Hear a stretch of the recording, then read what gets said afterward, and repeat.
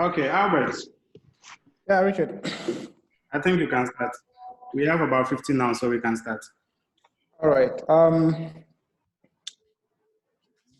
I'd like to welcome everybody to today's meeting. And since we've had a series of them already, for the benefit of those who are joining us for the first time, I will just give an overview of what these meetings are meant for and then what participants to expect. This is a continuation of what we had last week in terms of securing grant and scholarship for postgraduate education. We believe that we are in the information age. So it's important that we share our experience and our knowledge in different areas with our peers so that they can learn from the experience that we have and they can build on that to also build themselves. So this is an initiative of CERET Research and Consultancy Limited. We are a research and consultancy-based organization, and one of our main issue or work area is organizing trainings and research, especially and other skills that are related to research work. Because we realize that in most cases, the department or the faculties are unable to give us all the training that we need in order to succeed in our research field, especially for postgraduate students and early career researchers. So most of what we do with CERET is organized trainings and statistical analysis, other aspects of research work. And so, but since the lockdown, it's impossible to have face-to-face training. So we have resorted to these Zoom meetings as an extension of our services to bring together distinguished people who have experience in certain areas that are relevant to others who are still aspiring to get to where they are. So this particular session in particular, we are looking at how to gain from the experience of other people who have passed through the mill in terms of securing grant and scholarship to study in different areas. So the meeting will focus on how to secure grant and scholarship to study. And so our resource persons or panel will give us their perspective and the experience that they've had in terms of securing scholarships and grant to study. And then we will invite questions from participants and we'll make it a discussion. So this is an open discussion and everyone will be allowed to make your contribution or ask questions. So this is a brief overview of the training. And if anyone wants to find out more information about this organization, I'm going to put the website address on the chat forum or platform so that anyone who wants to get to know more about what we do, you can visit our website to get to know more. So I'll hand over to Richard to introduce our panelists and then we can start off from there. Thank you very much. Okay, thank you very much, Albert. And then before I go by introducing the panelists for them to start their presentation, I would want to reiterate our rules for the purpose of those who are just joining us today. If you want to ask a question, these are the ways you can go about it. First of all, you can use the chat to send a message into the chat. It can be to everybody. Then anybody can respond to your question. Or you can send it directly to Albert. You can type Albert's name and send it a private message to Albert in the event that you don't want anyone to see the message you're asking. You can also send the question directly to me, and then I'll direct the question to the speakers for you. Alternatively, also, you can use the Zoom hands. You can raise your hand when you go to your chat session. You can raise your hand if you want to ask a question, and then we will call you to actually ask your question.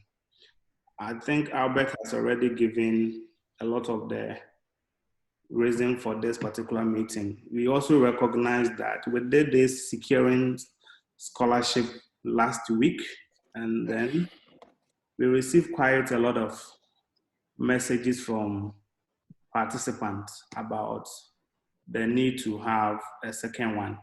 And so we decided to put this together, and hopefully, we hope that after this session, you should have had all the information necessary for you to apply for your scholarship. And so I'll go ahead and then introduce our speakers for today. So our first speaker is actually a PhD student at the Jiangsu University in China, specializing in corporate finance. He actually has a master's degree, MBA in accounting, and a Bachelor of Business Administration degree, accounting option, from the University of Education, Winneba, here in Ghana.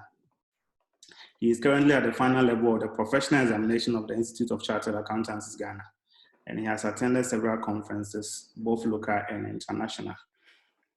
He has 6 academic research publications to his credit. On life, he is an entrepreneur and a life coach and a youth development advocate. He has worked and consulted for several small and medium-scale enterprises. So, our first speaker for today, who I can say has extensive knowledge about all that you need to know if you want to apply for scholarship to China and other Asian countries, is Ernest Obeng. Ernest. Okay, thank you, Richard. It's a privilege to be part.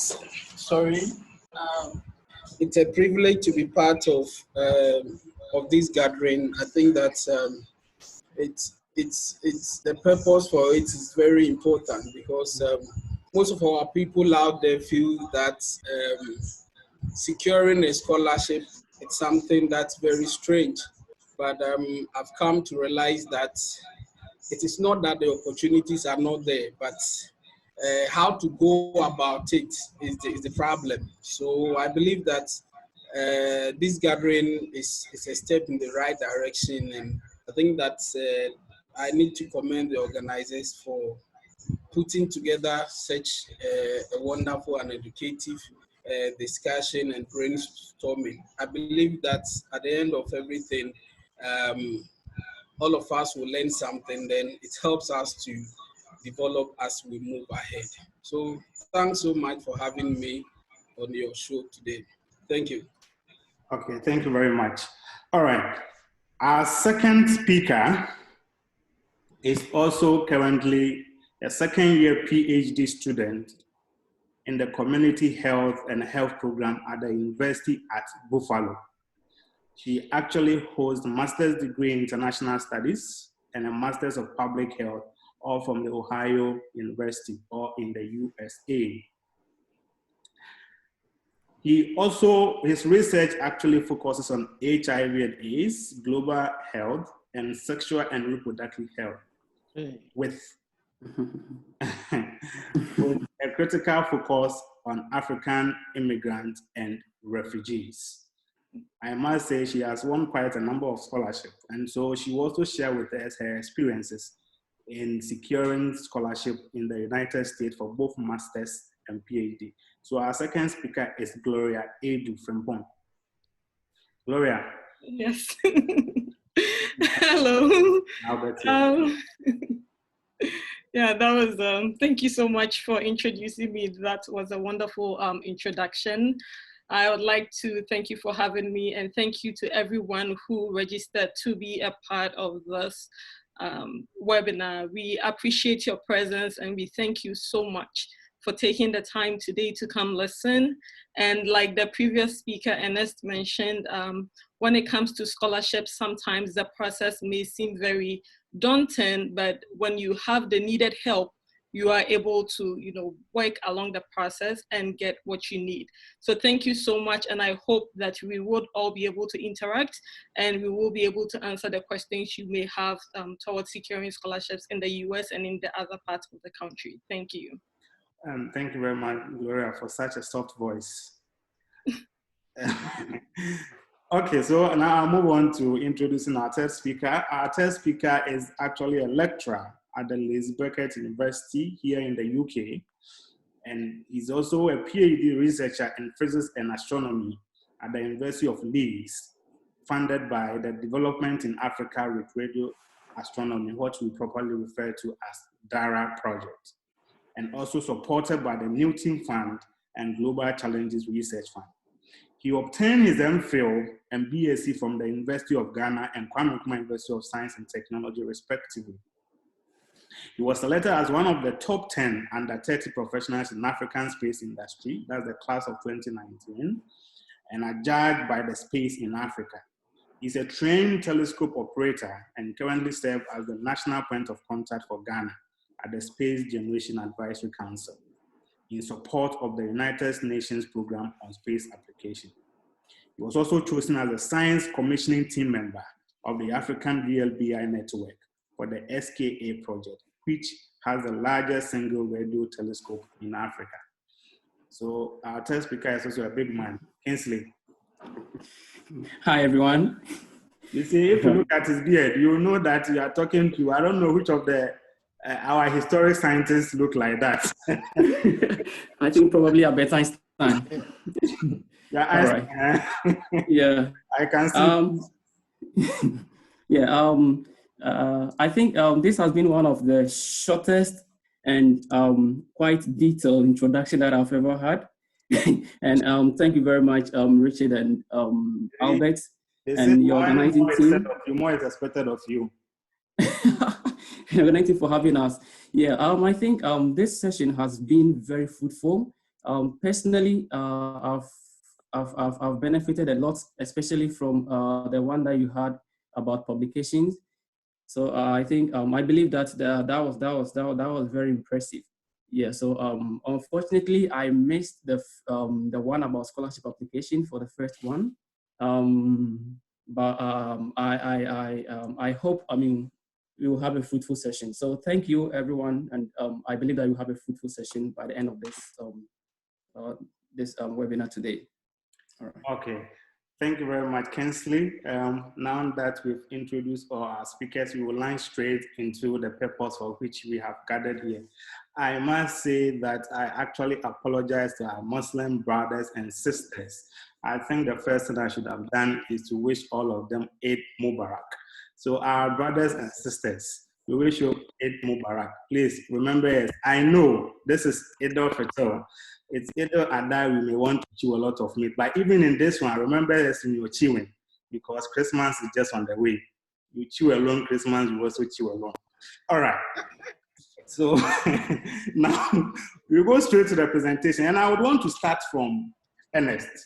Ernest, okay. I mean, the last presentation we did, we had somebody from Australia, we have another person from Canada, US, we had another person from Canada, but I realized that we were missing from the Asian country.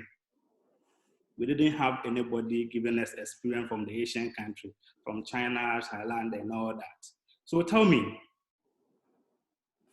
I mean, what opportunities are there for people, especially those of us in Africa, Ghana, Nigeria, wherever the people are listening from, who actually want to come to China and study, not to come and pay fees, but they want to come and study on scholarships and grants? Okay, Rich, let me thank you once again for the opportunity for me to be here and be part of the interaction. I believe that last week, from what we heard, there were a lot of fundings available for people who want to do further studies. And then, as we rightly heard last week, and as you rightly said, funding and scholarship for further studies is all over the world, including that of Asia, and then let me be specific on China. I believe that there are a lot of things, there are a lot of scholarships. If you want to study in China, there are a lot of scholarships available. And if you are able to visit the net and search about scholarships in China, you get a lot of them. And then, but let me talk about for fresh students, if you want to enter China for further studies with scholarship, we have three main scholarships that are available for fresh students. For fresh students, I mean for fresh students from Africa, and yes, for fresh students from Africa. Apart from that, we have there are other scholarships that are not meant for African students, but since I may stand to be corrected, this majority of us are Africans, I would want to address that one for the African students, so that if there is any question, we can pick it up from there. We have the Chinese government scholarship. We usually call it CSE scholarship. And the CSE scholarship is organized and disbursed by the Chinese Scholarship Council. And this is what they do. Every year they have an area they want to research into. So it's with all the major Chinese universities. What they do is that if you want to apply for this scholarship, you need to go to their website, the CSC website, look at the areas they want to research this year, and then you look at it. Then if you fall into that area, then you quickly go through the schools available. Then you apply to the school. Then you also apply to the Chinese government scholarship. Secondly, we also have the provincial scholarship. And this type of scholarship is given by the various provinces, like I'm in Jiangsu province, and then we have Shanghai province, we have Beijing province, and all the other provinces. These are scholarships that is given by the provincial government. Then we have the University President Scholarship. The University President Scholarship is from the president of the various universities. These are the major scholarships that are available for international students that want to study in China. Now, this is the difference. With the Chinese government scholarship, as I said earlier, you will apply to the Chinese Scholarship Council for consideration, and then you either apply to the China Scholarship Council for consideration, or you apply through the embassy, the Chinese embassy in your country. When it is open, it is usually open from January to May for the Chinese government scholarship. That's the CSE. That comes with tuition, that comes with accommodation, and that comes with monthly stipends as well. Then, as I said, every year they declare areas they want to research into. So if you go through the areas, then you feel that it is an area that falls within your domain or that falls within your specialty, then you put in your application. Then the school in which you want to, the university in which you want to attend or go through for the course, you also apply to them. Then the university, if you apply, the university will contact the Chinese Scholarship Council and submit your information or your details that this person has contacted us for the Chinese government scholarship, and we would want to consider him for the scholarship because we believe that his area, the area he wants to study, falls within the areas we have earmarked for this year's scholarship. Then you will be considered. But when we come to the provincial scholarship and the presidential, the university presidential scholarship, this is what you do. When you go to the various universities in China, their website, these scholarships are there. So you check through the provincial scholarship, as I said, is for both bachelors, for masters, and for PhD students. This comes with, it covers free tuition, free accommodation, and the monthly stipends as well. So you go through, they also set out their areas they want to sponsor or provide funding or scholarship for every year. So if you go through them and you feel that you fit within any of those areas, you apply, you put in your application directly to the school. Then when the school chooses you, they will send your details to the province, the provincial government, so that they will also process your scholarship. Now, when we talk about the university president scholarship, that one too, it's just like the provincial one. You apply directly to the university. It also covers for bachelors, for masters, and for PhD students as well. But this is the difference. With the university presidential scholarship, the PhD covers, it's a full scholarship. But with the master's, it's a partial scholarship where you're supposed to pay some part of the tuition fee and pay for your accommodation. And with the bachelor's for the presidential, I think it's about 10,000 RMB. That is for the bachelor's. If you want to study in China with the presidential scholarship, the scholarship value is 10,000 RMB. So your fees will be reduced by 10,000. Now let's see how you can go through or you can secure any of these scholarships. Let me talk about the provincial and that of the university president scholarship. This is what we do. Mostly people contact me, we've applied and we didn't hear from them, we did that and we did that, we did that. The truth is that most of the Chinese universities work with agencies. Most of them work with agencies. So when you apply through the agency, they have agencies they work with. So when you apply through the agency and they see that you qualify, it's likely that you're going to get the scholarship you're looking for.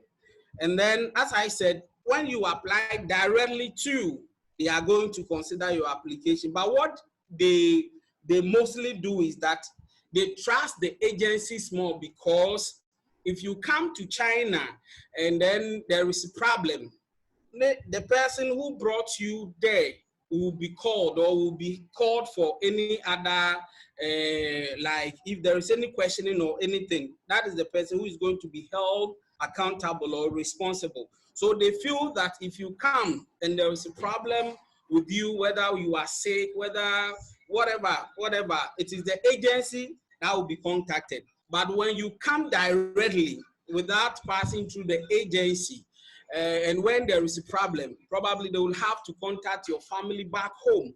That is why mostly they try to give preference to the agency recruitment than the direct recruitment. But this is what happens. Now, most of the Chinese universities have realized that these agencies are taking undue advantage of applicants. So now, most of these agency thing is even coming to a close. Most of the Chinese universities are recruiting directly. Now, this is what we do. If, let's say, I'm an accounting student, I want to go and study accounting in PhD in accounting in Chinese. This is what you do. You go through the Chinese universities, you pick the one you want. Then you go to their department website. The various supervisors are there with their specialities. You understand? With their specialities. And then you choose the one that falls into your area you want to research into, because the admission process is just like this. When the admissions office receives your document and verifies your academic and everything qualification, the rest of your document or your documents are forwarded to the department. When you get a supervisor, then it means that you get the grant. If you don't get a supervisor, they will say that you didn't get a supervisor to supervise you. So unfortunately, they cannot give you the admission. So this is the trick. What you got to do is that you must go to their department website. The various supervisors are there with their area of interest, with their areas of interest. So you look at them, any of them that fit your interest. Then you write your research proposal to suit their interest. If you write your research proposal to suit their interest, when your research proposal or when your document gets into the department, you will easily be selected by any of the supervisors. But when you submit a research proposal that doesn't fit into any of the supervisors' areas of specialization, then I'm sorry, you may not be picked by any of the supervisors. So what we do is that probably if you want to, maybe your brother, your sister, a friend, or anybody is in the university you want to attend or you are applying for, what you do is that after sending your document, you let your brother or your sister or your friend follow up at the university for you, submit your document to any of the supervisors and tell him or her that this is my brother, this is that. he is seeking admissions. And then one of the things they also look for, one, as a PhD candidate, you must have some publications. Gone were the days they were not considering those things, but they've realized that people who do not have research backgrounds, when they come, really suffer. And then it is also based on most of the stipend they give are based on the papers you publish, especially with the presidential scholarship type. If you are not able to publish papers, you are not getting money.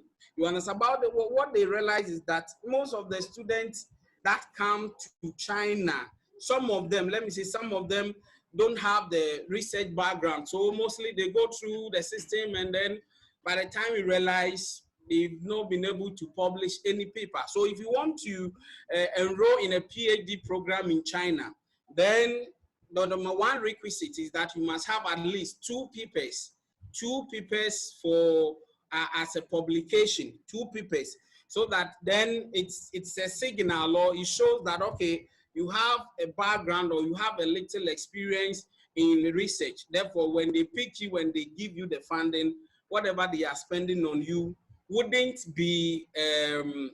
go waste. Then secondly, to those who use agencies to apply for scholarship, this is the advice I will give. There are several times people will come to China, then they will say that the agent didn't tell me the truth. They told me that the scholarship was a full scholarship, but I got here and I realized that the scholarship is not a full scholarship. And unfortunately, one thing about China, which is different from the rest of the world, is that students are not permitted to work.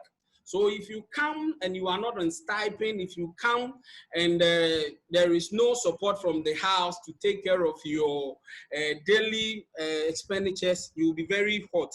So if you are applying through an agency, you must let the agent be very clear with you, be very transparent. And then the school he or she want to apply for you, you must take time and go through the school's website, read their requirements, read scholarships available and the packages that are available. There was a master's student I met who won a Jiangsu presidential scholarship, and he told me that the agent told him that even when he comes, his plane ticket will be refunded to him. Meanwhile, in Jiangsu, the presidential scholarship only covers tuition. So he came and he was stranded.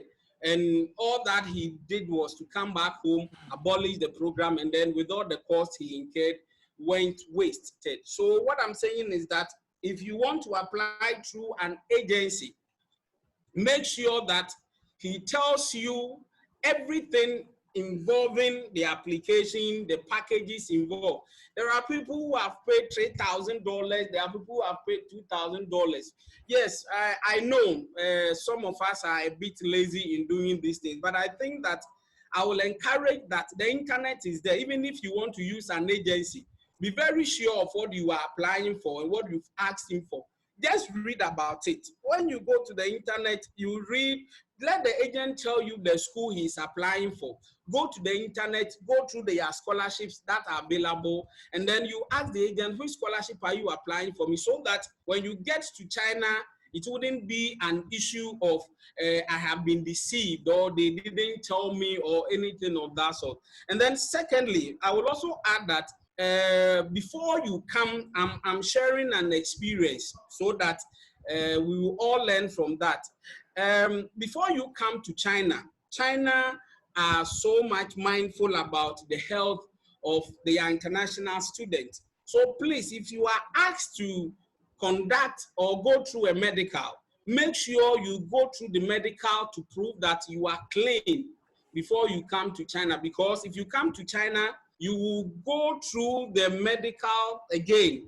And if you are found to be sick of any, let's say, these diseases like HIV, AIDS, like hepatitis B, like those viral diseases, you will be brought back home. You understand? You will be sent back home. So what I'm saying is that there have been several instances. I remember I helped a guy to come to China to pursue PhD. Unfortunately, he went through the medicals. He was supposed to do medicals in Ghana. He did the medicals in Ghana. He got to China, he went to the medicals, and unfortunately, he failed the medicals and he had to come back home. So what I'm saying is that you can do your own things and get your medical to get to China. But the truth is that when you get to China, you will be made to go through a whole medical again to prove that you are fit. Until you do that, you can't continue with your study. So what I'm saying is that the advice I will give is that, one, try and read through the scholarship you want to apply or the school you want to apply for. If you are applying directly, go to the schools or the department website. Look at the supervisors available. Look at the one that falls within your area of intended study. Then you write your proposals to suit whatever he or she will be willing to supervise. Then when you submit your thesis or your application, it is likely that you'll be selected. And as I said, when you are dealing with an agency, make sure that the agent opens up transparent so that he tells you whatever it's at stake, so that when you get to China, you wouldn't be stranded. Let me also add that there are a lot of people who falsify documents in order to get to China. Let me add that thing is a thing of the past now, because now when you submit your documents are sent back to Ghana for verification to check whether you had the right certificate, there were people who, when they asked to bring recommendation letters, they will sit in their rooms and then draft something and bring it. They make sure they write to the school you attended to verify if truly the person you brought was a professor or was a doctor or you intended. What I'm saying is that every document you submit for consideration, you make sure that you give the right document. And I believe that when you qualify and you go through all these things with the right academic qualification, securing a scholarship in China shouldn't be a difficulty. I would like to pause here for any questions so that we can speak to them. Thank you very much for your audience. Okay, Ernest, thank you very much for such a great exposition. We would come back to you again, especially on this agent matter, because personally, sometimes I find it so appalled that our younger brothers and sisters who want to further their education through our socioeconomic condition will be asked to pay such amount of money. In any case, if somebody has about $3,000, $5,000, I believe that the person can get quality education in Ghana. It's because of financial challenges that a lot of people may want to leave the shores of Ghana to go and pursue education elsewhere and also find opportunities. And so I'll come back to you on the agency even before we go to participants for questions. But then I'm going to US right now. I'm going to Gloria, who is in the US. Gloria, there was this whole lot of talk about US scholarship, especially for the master's student and then the PhD. This is the question I want to find out. Is it automatic that anybody who gains admission to a PhD school in the US is guaranteed funding? And then what about the master's students? Okay. So let me start from the PhD and then come back to the master's, just that quick question so that I can go through the process. So in terms of, the PhD, no, it's not automatic that anybody who is, accepted into a PhD program is granted funding. One of the things with most schools is, as much as possible, they will try to make sure that all their PhD students, whoever they are bringing in, is funded as much as possible. But there has been instances in, so many different programs, so many different universities where students were not, funded. They were offered admission for a PhD, but they had a partial funding or full, no funding at all, where the students had to fund themselves. So it's not automatic, right? For master's programs in the US, depending on the institution, there are times where some master's programs are fully funded, and there are times where they are partially funded, and there are times where there's no funding at all. For instance, when I started my master's in international studies at Ohio University, and I have a bachelor's degree from African University College of Communications in Accra. So when I started my master's at Ohio University in a master's in international studies, the program at the time had funding for international students in the form of graduate assistantships. And then they had what they call graduate recruitment assistantships. Now the graduate assistantships was quite, a good package. It does pay for your tuition, and then you have to pay for your health insurance yourself, which is one of the requirements. Health insurance, you have to pay for it yourself. But when it came to other parts of the tuition, you had to pay for it yourself. And so the stipend was generous with the graduate assistantships to be able to pay for that. But with the graduate recruitment assistantship, whilst it did pay for some part of your tuition and you were still responsible for the health insurance, you were only paid like $98 every 2 weeks. Your rent on average at Athens was like $300 or $400. And you're being paid $98 every 2 weeks. So there was just that disparity with the graduate recruitment scholarship, the GRS as it's known, versus the graduate assistantships. Now, to be able to, with Ohio University's process of getting that scholarship, when you apply to the program, and I want to just take a step back and talk about the application process a little bit, just so that people can get the context of this. So when you decide you want to apply first, like Ernest mentioned, please go to the school's website. Go to the school's website, because Ohio University, I can say for a fact that the website is very comprehensive, the programs, about what they want to see in your personal statement, how your resume should look like. Is it 1 page or is it 2 pages? What else they ask for? Autobiographical sketch. And this is different. And then usually people confuse the personal statement with the statement of purpose. These two are very different. And so being able to know that, okay, they are asking for a personal statement and not a statement of purpose. They are asking me to do an autobiographical sketch. Please remember that you are not there in person to speak about yourself. So your personal statement, the autobiographical sketch, and your resume or CV represent you to these people.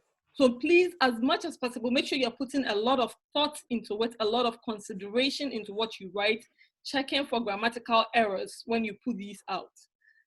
Ernest spoke a bit about the recommendation letters, and it always is a challenge, because most of the time, most students, especially because of how our university sizes are, students are never able to build a personal relationship with professors.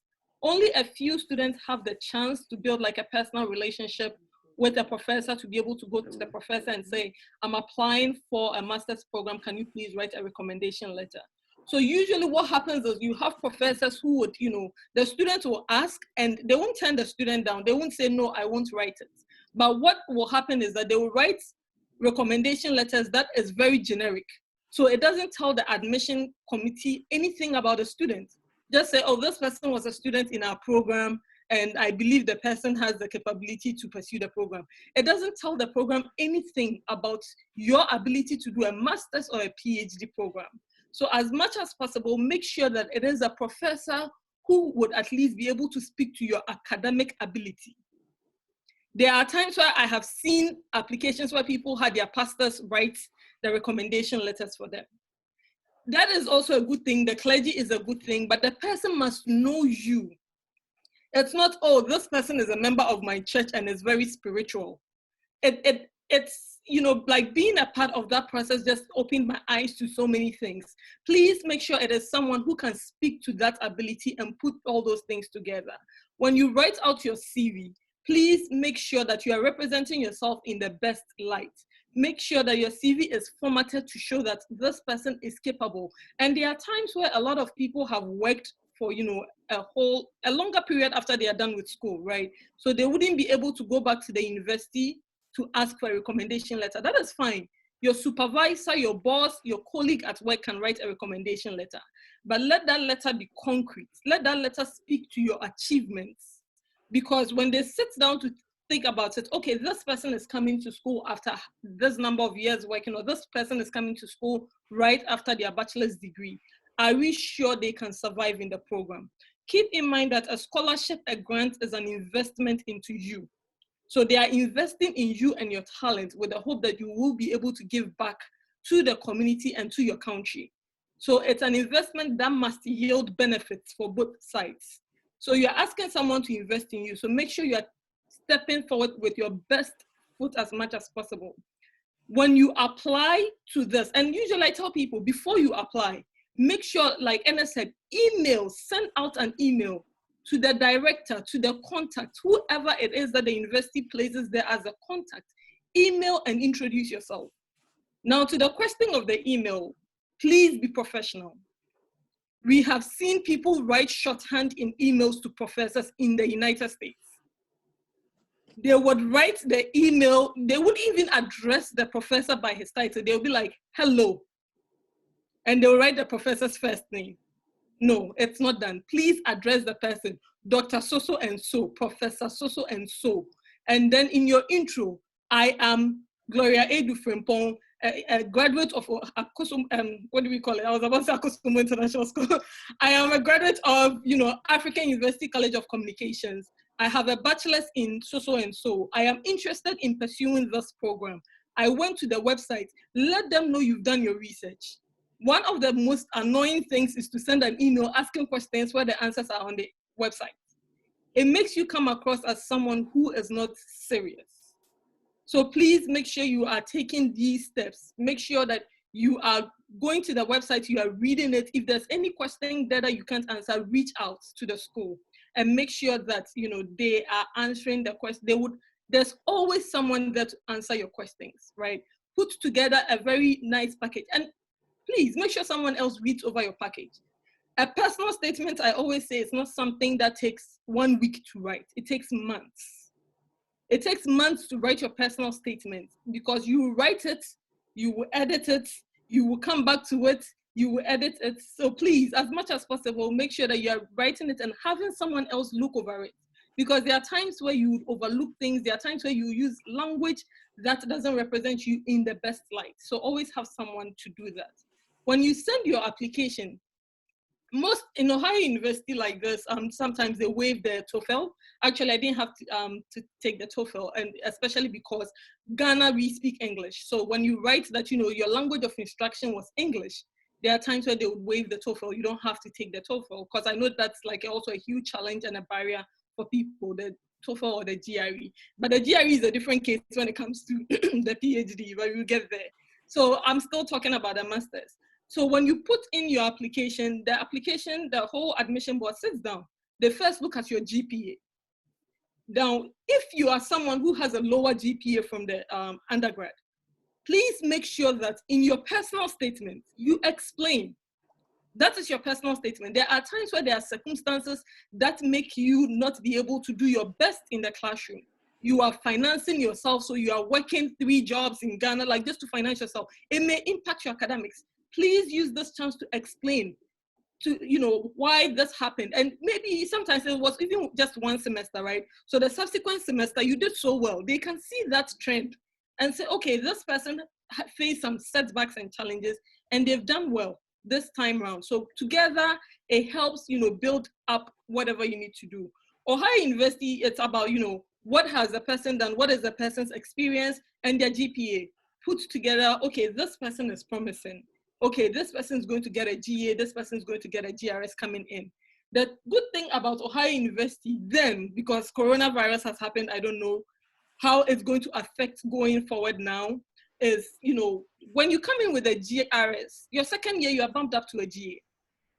You are going to get a graduate assistantship. So coming in was the most important thing, but the most important thing is your application must represent you. Make sure everything is put in there, your experience, your achievement is placed on there.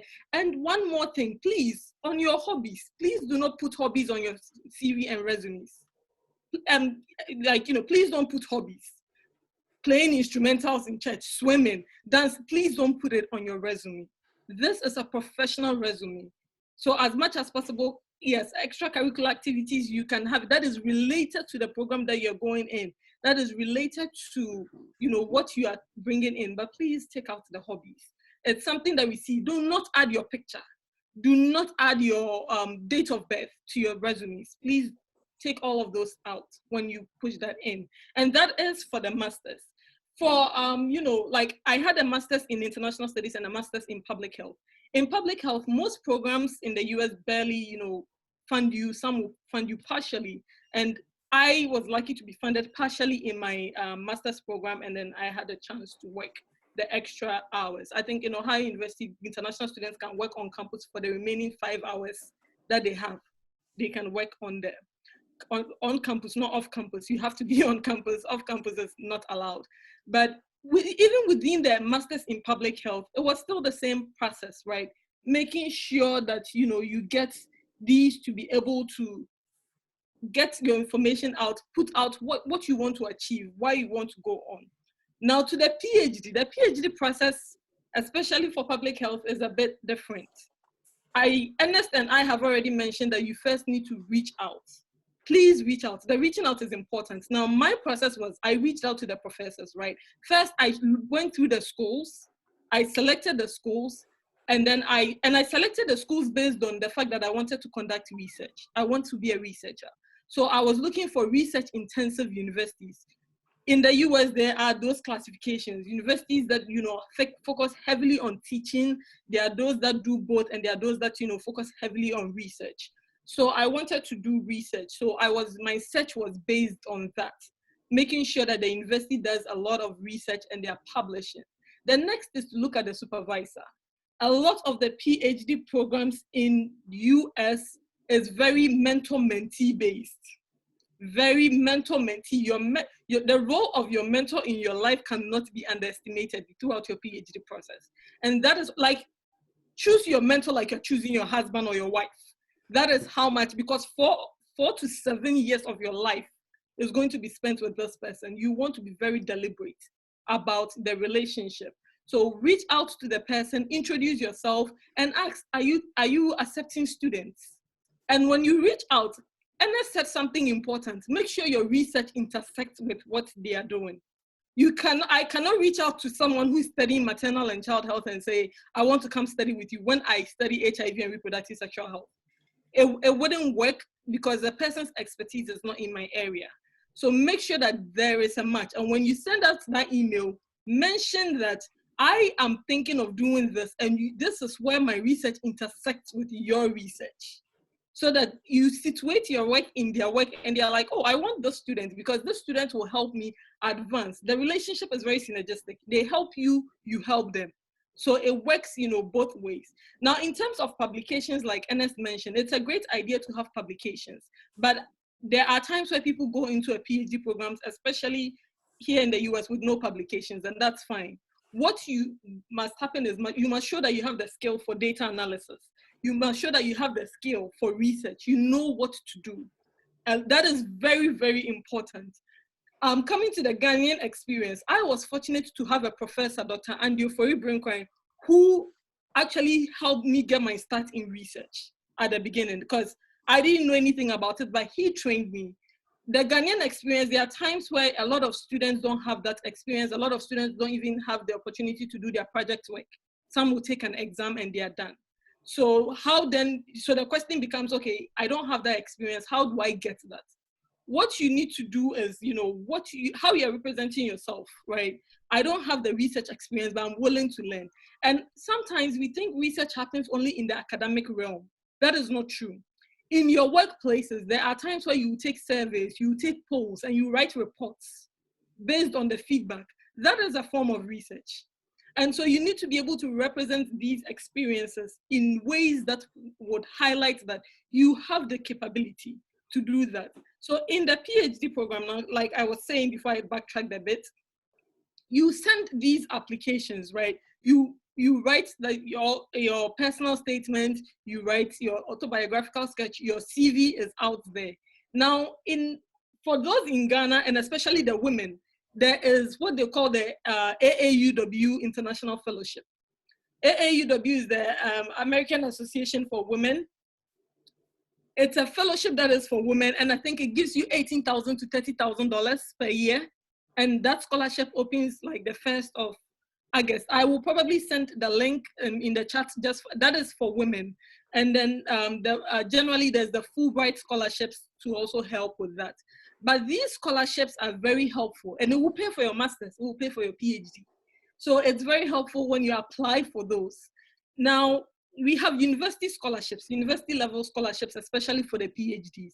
Most departments will have some money for the students that they are accepting. So if they know that they have money for 3 students, they are going to accept 3 students.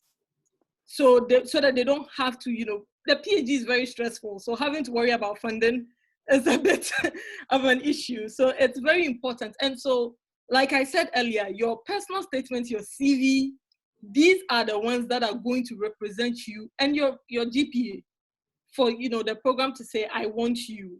We want this person. We think this person has potential, and we are going to fund you. In my case, I had to write an extra essay on diversity. What am I bringing to the university? What am I bringing to the field? And so my identity as Ghanaian, my identity as a woman, my identity as a Black person, I capitalized on these and wrote about, okay, what do I bring into the public health field? So knowing the field that you're going into. So there will be a lot of writing. There will be a lot of writing. And so just be prepared. Ernest mentioned something about agencies. Sometimes I don't know much about agencies because I never used agencies, and most of my colleagues never used agencies, especially to the US. But an agency can write a personal statement for you, but they don't know you as much as you know you. They don't know your journey. They don't know your struggles. They don't know your passion. So make sure that you are pouring those out onto the paper to help you with these things. We mentioned publications. Publications are great, but make sure you are publishing in high quality journals. Do not publish in journals that say, oh, bring money and let me publish for you. It will come back to bite you big time. So make sure you are publishing in legitimate, high quality journals. It is okay if you don't have the research experience now, you will build it. The best thing to do is to represent yourself in the best possible light. Thank you. Oh, that's great. Okay. Thank you very much, Gloria. And I'm sure the participant might have some specific question, they will come back. But then I want to also take some experiences from the UK, because the other time too, that experiences were missing. We recognize that the UK, it isn't just like the US or China or Canada or elsewhere, where once you apply into a department for a PhD and get admission, or once you apply into a department to get master's admission, you are offered a scholarship. I mean, we've all come to terms that it's actually not the same. In the US, if you're applying for a master's, then, sorry, in the UK, if you're applying for master's, the assumption is that you have your money somewhere, you are coming to pay the school fees. And so unless you are going by the traditional scholarships that are available, just like maybe the Commonwealth, the Achievement Scholarship, the Commonwealth Shared, or some departments may also have specific scholarship and grants that you can apply to. So you don't just get up and apply to the school when you do not have plans for funding.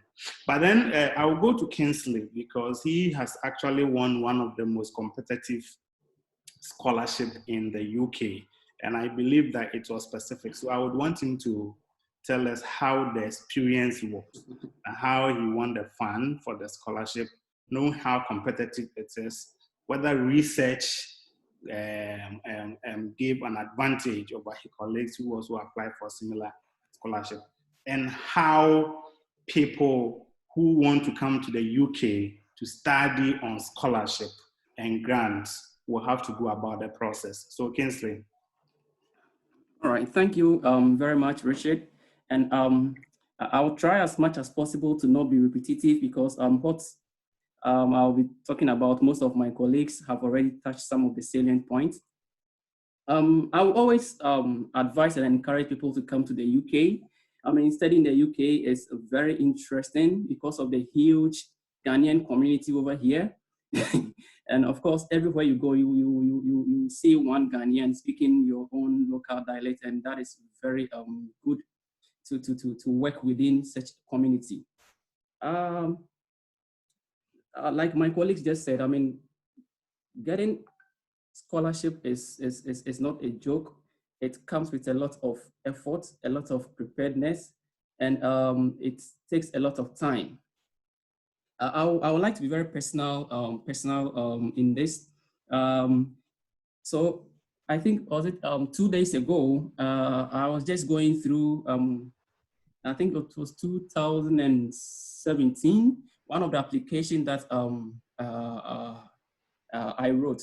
So by going through it, I just started to laugh because I was like, wow. So I actually wrote this looking for a scholarship. And in fact, I mean, I've had several unsuccessful, application. And I believe that most of you also, I mean, you've had that, I'm sorry, I'm afraid. I mean, it goes on and on and on. Yeah, so I would just like to touch on some few things, or some few unnoticed mistakes that I used to do. And I'm sure maybe you also correct yourself, and it will go a long way to help as well. Like I said, I'll try as much as possible to not be very repetitive. Most of my colleagues have touched almost most of the basics. All right. So the first thing is that when I went through my application, I noted that I was not informed. Okay, so I just applied because I saw there was a call, or maybe a friend just sent me a link to just apply. I didn't go through maybe the necessary information that I needed, and I just applied. So these are a few things. So I applied with no much information. When I was going through, I noticed that I was not actually prepared. Okay, so I actually just made application without much preparation. And one thing I also realized was that I was working in isolation. I mean, I would just be in my one corner, just make my own application, and I just send it. Okay, so these are some few things that maybe when you notice it, you see that it will help you out. And one thing that I noted was that it's like I have created a template for myself. So anytime I see this application, I just use that same template, just make some few errors and corrections, and just submit it. Okay, so these are the things that I think due to this, I was unsuccessful in my previous attempts. Yeah, so I had like a template, and that template, I just push it and I just submit anything. So sometimes within 1 month, I've submitted almost like 3 applications, and definitely it will be very unsuccessful because I was not prepared, I was not informed, and I had like just a template that I just used to I would just forward my templates, and that was something that I didn't know. And I think one thing that I also noticed was that I placed limitation on myself. I was just like subject specific. Okay, I was just subject specifics, and I'll try and just go detail about that. Okay, so by knowing these things, now how do we correct these points to help us to increase our success rate in terms of applying for scholarship? So of course, in terms of preparation is a key. Okay, so you are not just lucky, okay? You are only lucky when your preparation meets an opportunity, okay? So you need to prepare yourself before you have an opportunity. So you have the opportunity, but you might not be prepared. So preparing is a very key. And you also have to understand that scholarships are very competitive. Okay, some of us in the sciences, you realize that even within your class, only 2 people will end up getting first class. Okay, but these are scholarships that you are competing with other African countries. Most of them, they do have their first class, and most of them have, very good background and everything. So you should have that in mind when you're also preparing yourself. Okay, so you ask yourself, how prepared are you about your GPA? Okay, about your English proficiency. Okay, so all these things will inform you, which country that you have to apply, the subject that you have to apply, and almost everything. Okay, and I think in terms of information too, I think first of all, how do we even identify these opportunities? Okay, so I think that is also another key. And also note the timelines of most of these scholarships. Most of these scholarships, they have their timelines. Some of them have very short timelines. They advertise it just within 1 month, and it's done. Yeah, the one that I just applied and I had over here, it was just advertised for just 3 weeks. So you could imagine that if you've not prepared yourself very well, you mix and you can't push in a very good proposal or a very good application. And that is one thing that you should also take note. And also, one thing that I realized was that I was not informed. I had no idea that within the UK, what are some of the programs that they do? Is it a thought course that I want to do? Is it a research base that I want to do? I mean, there are a lot of information that I was lacking by then. Okay, so what I do was that, I mean, you have to make good use of the Google search engine. I mean, at this 21st century, I mean, most of the information that you want is just online. Okay, so make good use of these search engines. Just Google whatever you want to do. You'll get most of the information. Take time, read thoroughly. If you don't understand, you can get some people who are ahead of you, and I'm sure they will give you some guidance. And like I said, I was working in isolation. So that means that I will be at my own one corner. I will just do my own thing and I'll just submit it. Okay. Applying for scholarship, it needs guidance. You need some mentorships, okay? So once you write, you need people to even proofread what you've done for them to give you some directions, and they use their experience. You need to tap into their knowledge and make very good application. So, and also what I realized was that, like I said, I just went through my CV and I was just laughing because with my CV, like Gloria said, I had my hobbies, my hobbies captured over there. And I also write like, okay, I can work in, I'm a team player.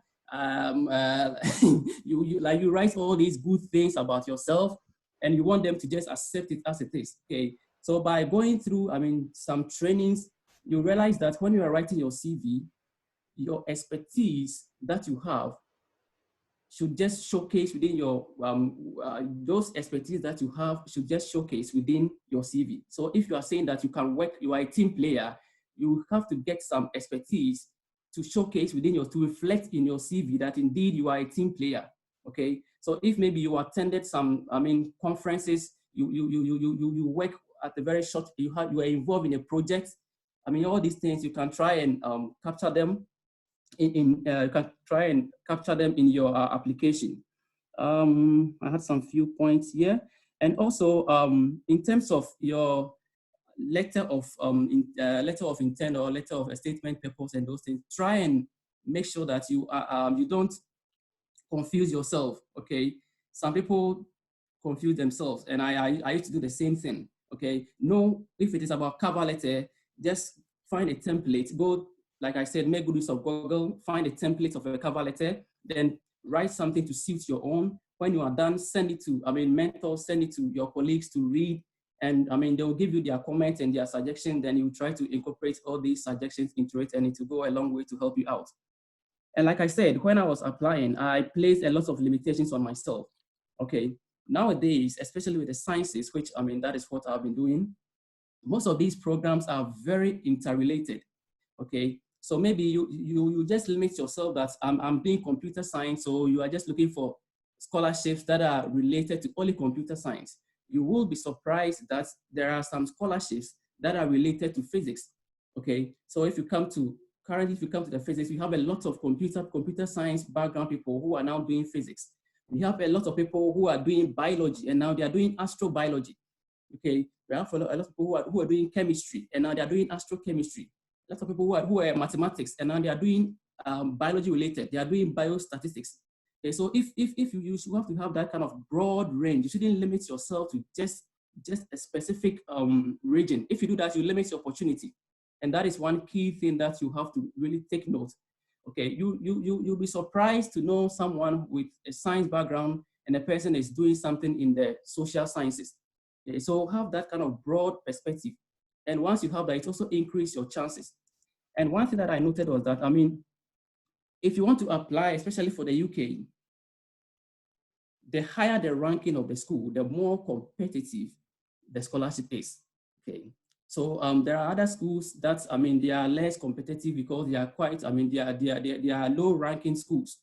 So if you are that person that indeed you want by all means to come to the UK, I think you can consider those aspects as well, because it becomes very less competitive over there. So that is one thing that you can also consider as well. I think, and also one thing that I think personally, it's also helped me was that, especially with the sciences, once again, currently you have to know how to do some programming. You have to have some programming knowledge, because most of these supervisors that, I mean, you are seeking for, most of them, they want to know your analytical skills. They don't want to now get you and now start to rebrand you all over. Once you have computing language, you know how to code at least one or two, I mean, languages, that would be a plus to you. And don't just write that, oh, I know how to MATLAB, C++, or Python. If you've gone through a very short course, try and just write that, let it reflect in your CV, okay? And currently, like I'm saying, so now if you don't have any computing skill and you've been unsuccessful, at least you have an opportunity to either have some of this training locally, or some of this training, we can have it online and they will give you some certification. And that is something to boost you as well. Okay, so you can do that as well. That will also help you as well. And one thing that personally it helped me was that I made good use of going for conferences. Okay, conferences, workshops, symposiums. Okay, make good use of that. And when you go, don't just sit down and just be an observant. Be very proactive, be very active, get yourself involved. And after the conferences, reach out and identify these potential, supervisors, speak to them. Okay, if you have such interactions with them, if you are lucky to travel to go for conferences, it's a plus. Sometimes you need to pay for conferences, sacrifice yourself, go for those conferences, because that is where you meet potential supervisors, especially if you are fortunate that you are doing your master's and you want to, upgrade to a PhD level, and you are, fortunately, you are lucky to go for conferences. Try and identify potential supervisors, and that is another key thing. And just like my colleague said, you have to write directly to these supervisors. Go to the school website, they have their emails over there, write to them personally. I realized that, our culture I can talk for Ghana, we don't know how to write emails. Okay, so that was a skill that I actually learned when I was involved in a particular project. Okay, so writing email is actually a skill that you need to learn. So even if you can't just summarize, send it to people to just go through for you, because your email can, once the person just see your email, trust me, that alone is a no-go area. So it's a skill that we need to develop. Okay, so it's a culture that I was lacking then, and that is something that I also I built on it. I think I had some few points here. Yeah, so just about emailing these potential supervisors directly. What I've realized from some of my colleagues who are lecturers over here is that, most of, especially in the UK, most of these supervisors, they have their personal grants to even take up students. Okay, they have their personal grant to take up students onto masters or PhD or even postdoctoral, fellowships. Okay, so you could imagine once you send them an email, but don't, like what Gloria was saying, you have to identify people with, common interest. Okay, you have to know this supervisor, they have their common interest. At least just read 1 or 2 papers about them. And when you are writing to them, you have to know how to, write your email. Your first impression is very key. Okay, so when you are writing to them, be very specific and go straight to the point. Okay, some of them, they've been having lots of emails. So, so if you write very long emails, trust me, that's just a rejection. Okay, so just be very specific, just small introduction, just go straight to the point. And once, they get in, because they don't have much time. They don't have much time. So that is something that so if you are lucky and you write to a particular potential supervisor and that person happens to have his or her own funding, that will be a plus to you. Okay, so in my case like this, I had been sending emails to potential supervisors, and lucky for me, there was one supervisor who actually had a project in Africa. Okay, so I had the chance of going for several conferences in South Africa, Ethiopia. Most of the African try and make good use of the local African. Don't just be thinking about straight traveling to the Europe, okay? Because the Europe is very competitive. So if you have some small conferences in either Ghana, in Nigeria, in Ethiopia, just go there, because that could be a starting point. Because if you are writing for a conference and you don't have any proud experience, at least that is also something. So you have to start from somewhere. Try to attend local workshops, local conferences, and try to present or make a poster, or maybe give a talk. If you go for such conferences, try and be very active. Just give a talk or some you can do like a poster or something. And that is something which will also increase your network, because like we always say, your network is your network. Okay, so I think I'll just pause here, and I believe as we go on, some questions will come and we will attack some relevant points. Thank you very much. Okay, thank you very much, Kinsley, for that splendid presentation. I'll go to Ernest again. And Ernest, I just want to do a quick round, short, then we will come back to the participant to take their numerous questions. I hope today we'll be able to exhaust most of the questions. But Ernest, these questions often comes up whenever somebody wants to apply to school in China. First of all, is there any age limitation in China for people applying for masters and PhD? And then if you could also help in terms of preparation, the documents that you know that generally every university in China will expect that you submit. Thank you very much for the opportunity once again. Let me pick from the age, then we will talk about document as well. Usually, let me talk for my university. My university, the cutoff age for PhD is 35, and then for masters is 30. So if you are, let me say that is for the social sciences.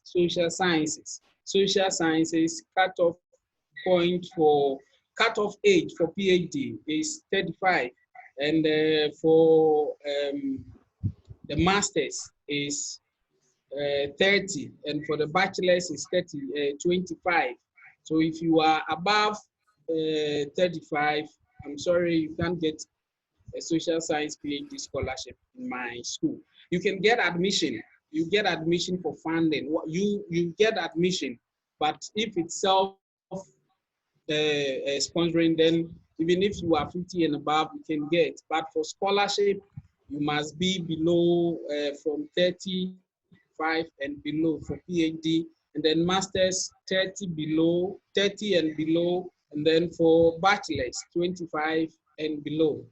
Now let's talk about the documentation, or the document that are required generally for the application for let me say scholarships and admissions in China.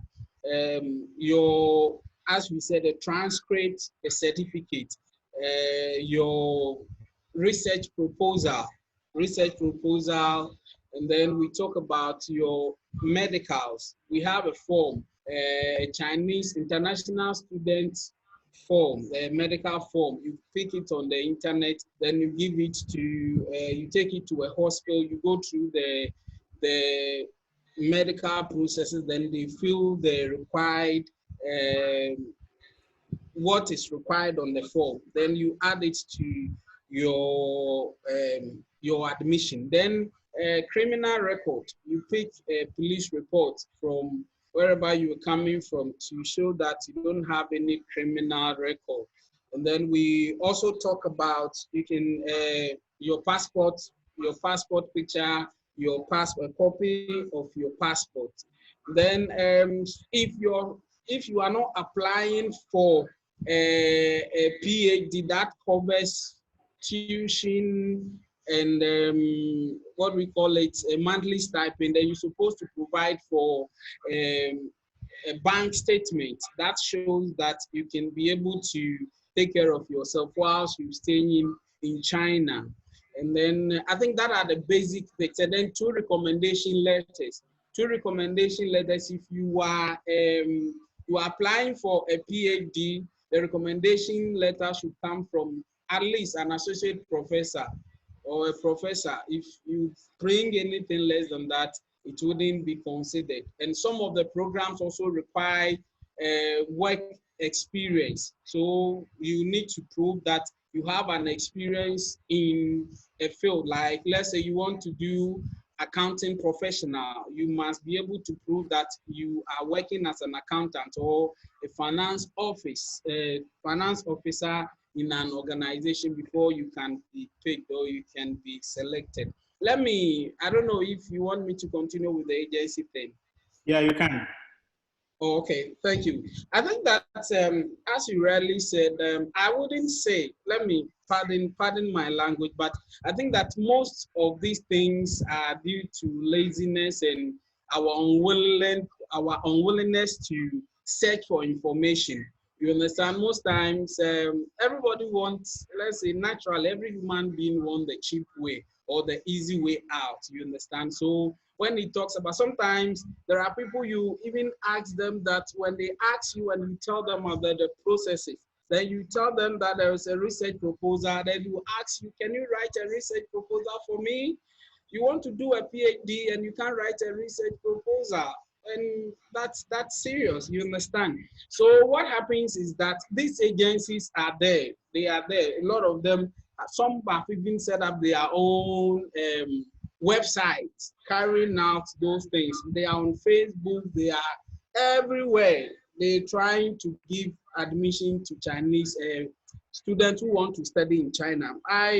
Personally, I wouldn't say it's bad because some have experience in those things and they know what to do and what not to do to get you the admission.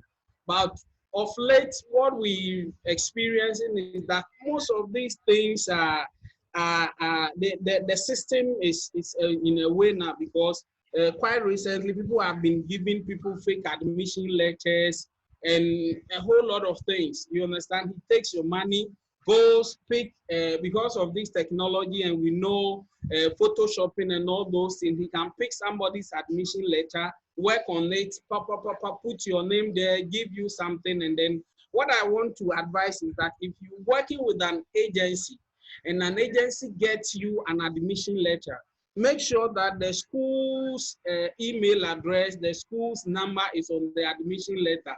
Then quickly write to the admission office of the school to confirm whether truly they issued the admission letter to you and with the package or the scholarship package that is on the admission letter. Because I've had instances where somebody contacted me that he has gotten an admission to one of the universities in China. I asked him of his admission letter. He sent me a copy. The package on the letter was free tuition, free accommodation, and 4,000 RMB for a month for master's students. So I quickly had to write to the university admissions office, and the response I got is that the scholarship they give to master students is a partial scholarship that requires a half tuition fee. So when you come, you pay for your accommodation, you pay for your living expenses. So whatever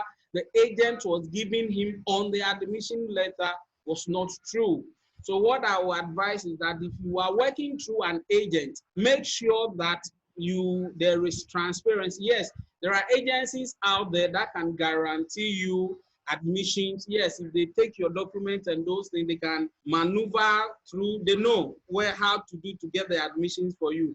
But you need to be extra vigilant. You need to open your eyes. Whatever dealing they're having with you, you have access to the school. If the school gives you an admission through an agent, if you write to them, they will confirm that they have given you admission through this agent. You understand? It's not everything that the agent tells you that you got to believe and accept it. There are many people who have come to China and they've been stranded, and most of them had to come back home because whatever the agent told them, they came there to find out that it wasn't true. So what I'm saying is that I will advise that as much as possible, the internet is available, the schools are online. Make sure that you try and apply it yourself. You go through the requirements and the instructions. And as I said, when you are able to get a supervisor that is in line with your area of study, I don't think that, and you have some, as I said, as for PhD,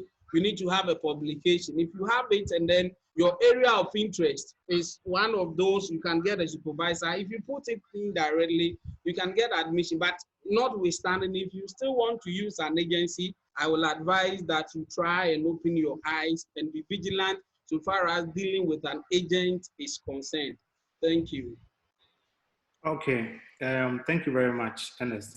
Gloria, let's do this one quick so that we can pick questions from the participants. And indeed, I've also come to that experience. We have people who, fine, you may not be the best person to explain the reason, but I believe that there are some tips you can give. There are people that have secured admission, sometimes PhD admission to come to the United States. There are people that have secured master's admission, yet they go for the visa application and they are denied visa. Why is this so? I mean, there's so many factors that go into, like, you know, the visa, the visa issues. There's just so many factors. But from my experience, and I'll just speak from my experience working with the director for my program, then Communications and Development at Ohio University, and trying to help international students secure visas to the US. So I'll speak from that experience. Sometimes one is filling the forms. Sometimes they are, you know, the forms are complicated. I'm not going to lie. Like, these are really, really complicated forms to fill. And so sometimes, you know, you're not even sure. And there are times where these forms will let you even doubt your own name. I kid you not. Like, wait, is that what is required? Is that what I'm supposed to put there? It's very complicated. So there are times where, you know, these forms throw people off and they may put, you know, things that they're not supposed to be putting on there. There's that one as an option. There's that one. Then also there's, you know, unpreparedness in terms of preparing for the interview and the questions.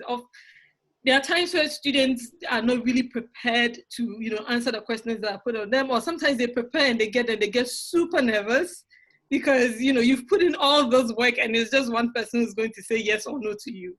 So people get super nervous and they're not able to answer their questions confidently. One of the things is make sure you know the document you're sending in there. You know what it is that is in there, the school that you're going to, you know, just a basic idea. Because there are times where people get there and they ask them the university they're going to and they forget. And this is because they're nervous. It just has nothing to do. Like, you know, where are you going? And, you know, they're really nervous and they forgot. So all these things create, you know, doubts. Because remember that the person who is interviewing you doesn't know much. They know only the documents the school has sent to them and what you've presented to them. So now they are meeting you to decide, okay, is this person really going to study, or this person has other intentions, that is to immigrate and stay there, right?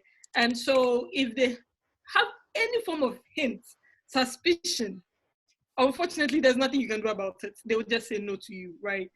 I always tell students, and there are times where students' documents have issues, like the bank statements. Sometimes they genuinely have issues. Like, let's be honest, it is really, really hard to get that $25,000, $30,000 in a bank statement to show that, you know, financial, you know, ability. Okay, let me not interact with that. Is where I have a bit of a problem, because this is not done in the UK. So, you know, this is the thing about the UK. Why I'm coming, if I have $30,000, will I be applying to the US for scholarship to study? Why do, I mean, I would want to know the reason why they ask students to have a bank statement. Okay, no, so that is about, you know, your living stipend, right? So usually, especially if you're fully funded, right? If you're fully funded, you just show that, okay, this is the amount. It's not really that 30,000. If you're fully funded, they just want you to show the exact amount that shows that you can pay for your plane ticket and you can pay for your rent, like your first 3 months rent, right? But when you're partially funded, you need to make up, because with the form that they give you, they actually calculate how much a living cost for a year is, like a school year is. So that is why that huge amounts come in, because that is the amount you need for a whole school year that comes in. So when you're fully funded, you just need like 5,000 to support it, because they'll give you an amount that needs to be made.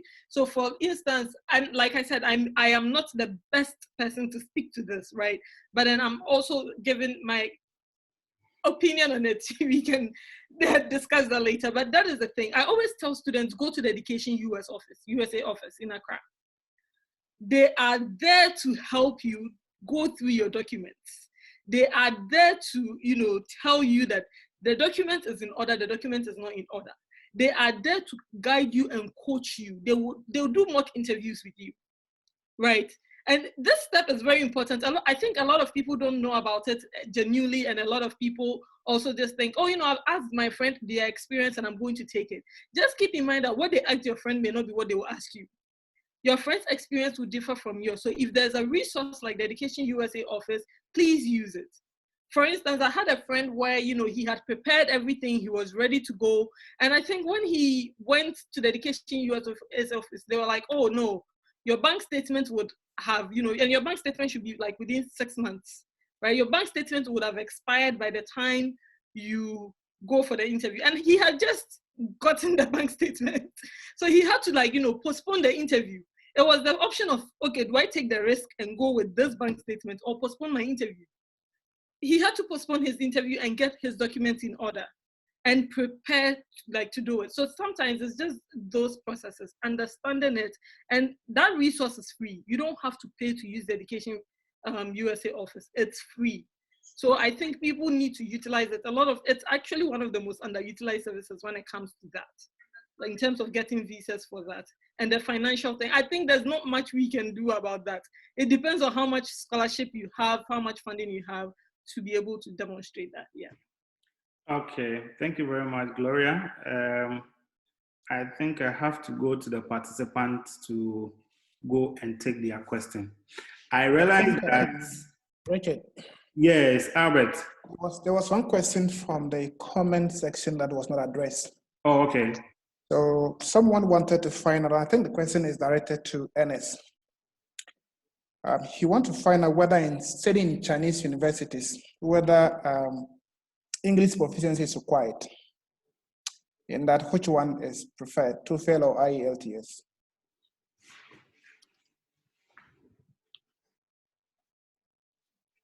Did you hear me, Ernest? I think Ernest is muted, so Richard, if you can unmute. Yeah, Ernest, hold on. Yeah, Ernest, you can talk now. Okay, thank you. Since you're coming from an English-speaking country and you've used English as a medium of instruction throughout your university and your secondary school education, there is no need for you to submit an English proficiency if you want to study in China. All you need to do is that you take an English proficiency letter from your university, then you submit it. Then that's all. You don't need to submit an English proficiency for your studies in China. Okay. So I think, Richard, you can now, those who have their hands raised, you can ask them. Okay, there was no more question, eh? Yeah, Okay, I think you have raised your hands for a very long time. Please ask your question. Yes, good afternoon, everyone, and it's great to have a group of scholars here giving us and dishing out useful information. I have like two or three questions to ask. My first question goes to Mr. Ernest. The question I want to ask is, what is the difference between study plan and research proposal? Because most of the time I try applying to the Chinese Scholarship Commission website, and they will ask for study plan or research proposal. So is it study plan for masters and research proposal for PhD students? And what is the difference between a study plan and research proposal? That's my first question. Then the second question I want to ask goes to everyone. I mean, Mr. Ernest, Madam Gloria, and Mr. Kingsley. Now, the issue I'm having is I finished my BSc, MSc here in Nigeria. Then I want to proceed to the PhD level. But the challenge I'm having is most of the research proposals. First, how do someone get research topics? Because the topics here we do in Nigeria, I think most of the time, when you try to compare them with the one with the topics abroad, there's so much disparity. Like, okay, now let me give you an example. I'm into agricultural biosystem and environmental engineering. And then most of the topics we do is probably fabrication of machineries and other topics. But when you go to the topics or check departments of the same department outside, you see something like robotics, mechanics, advanced topics that you hardly find to relate with. So how do you match that with the finding topic for research proposal? That's my question. Okay, Paul, thank you very much. Paul, it appears you want to study in China, right? Ernest is your customer. Okay, so this is what I would do.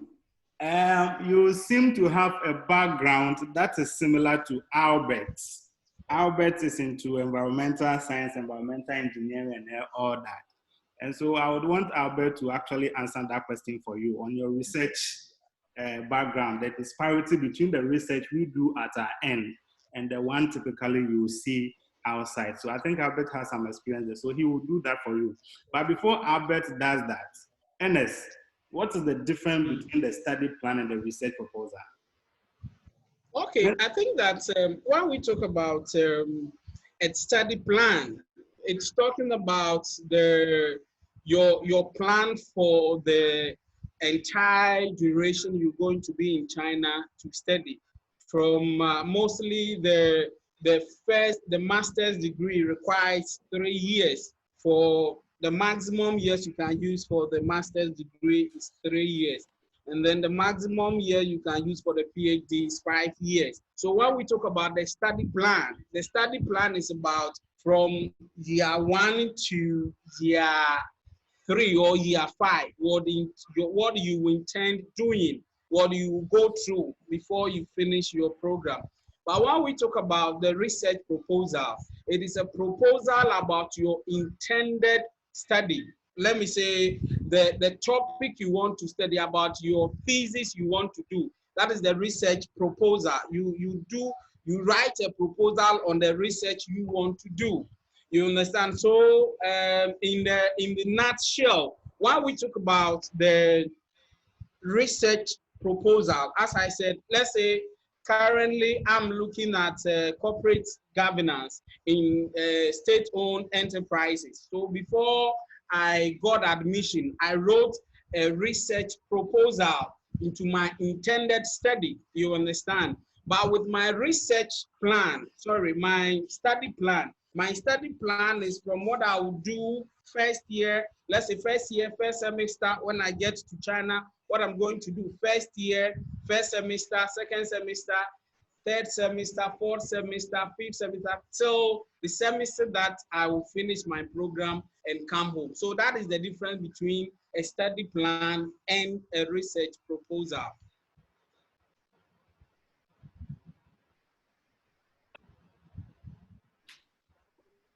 I can't hear you, Mr. I think Richard is muted, so let me let him know that he has muted. I've unmuted myself.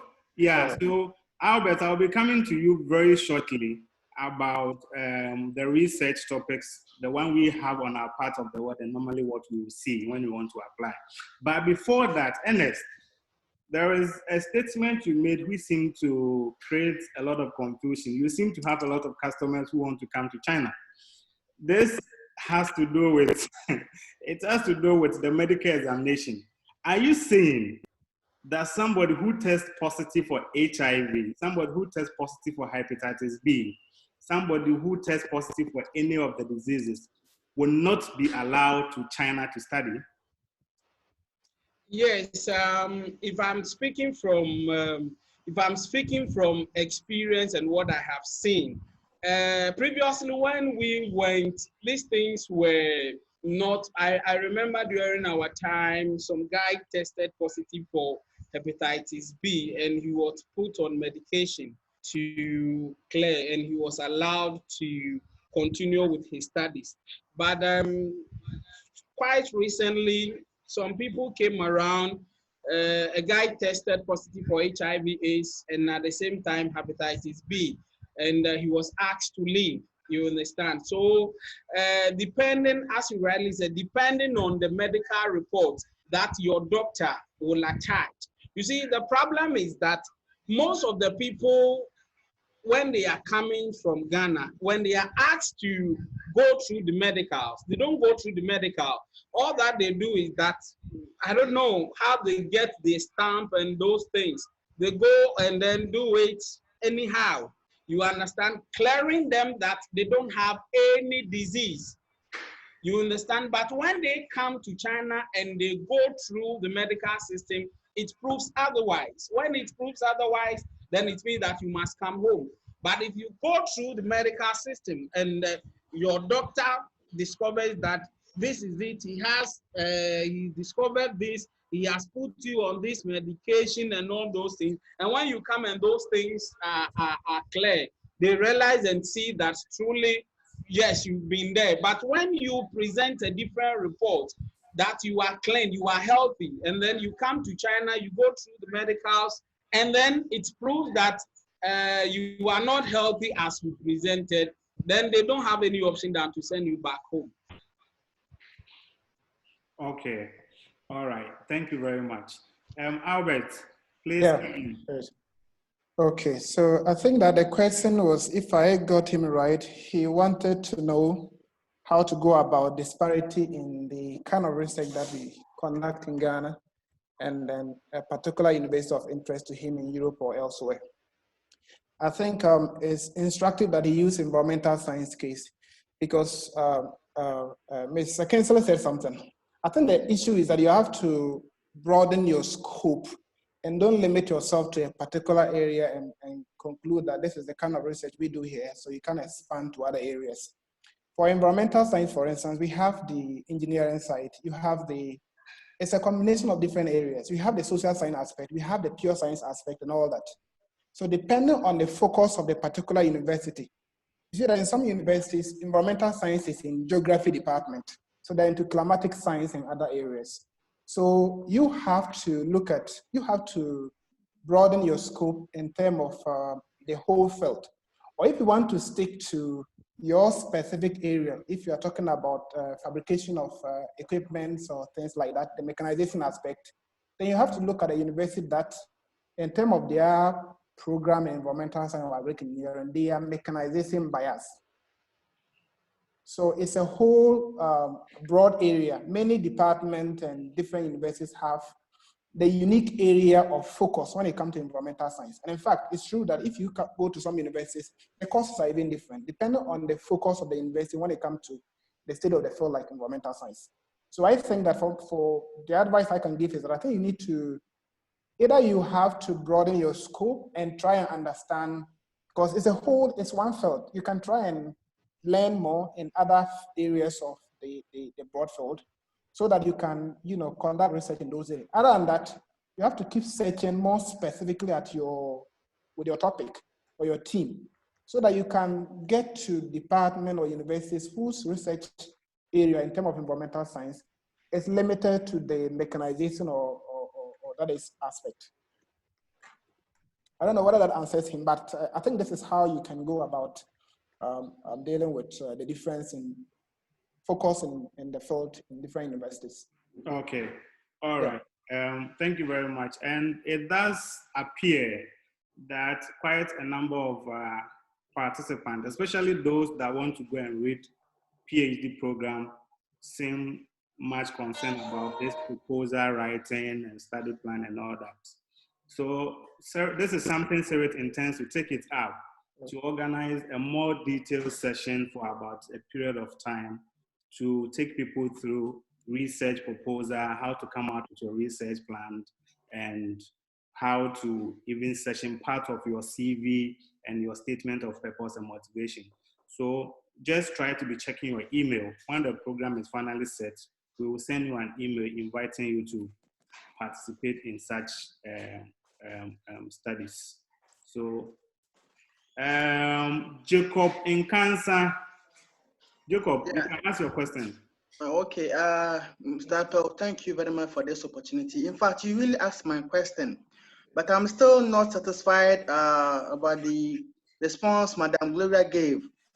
In fact, some of us, we have been discouraged to pursue for all these scholarships because, in fact, we have been able to work out for scholarships. It's not easy to sit by the computer, to write proposals, and other things, to even secure admission and even go through straight interviews.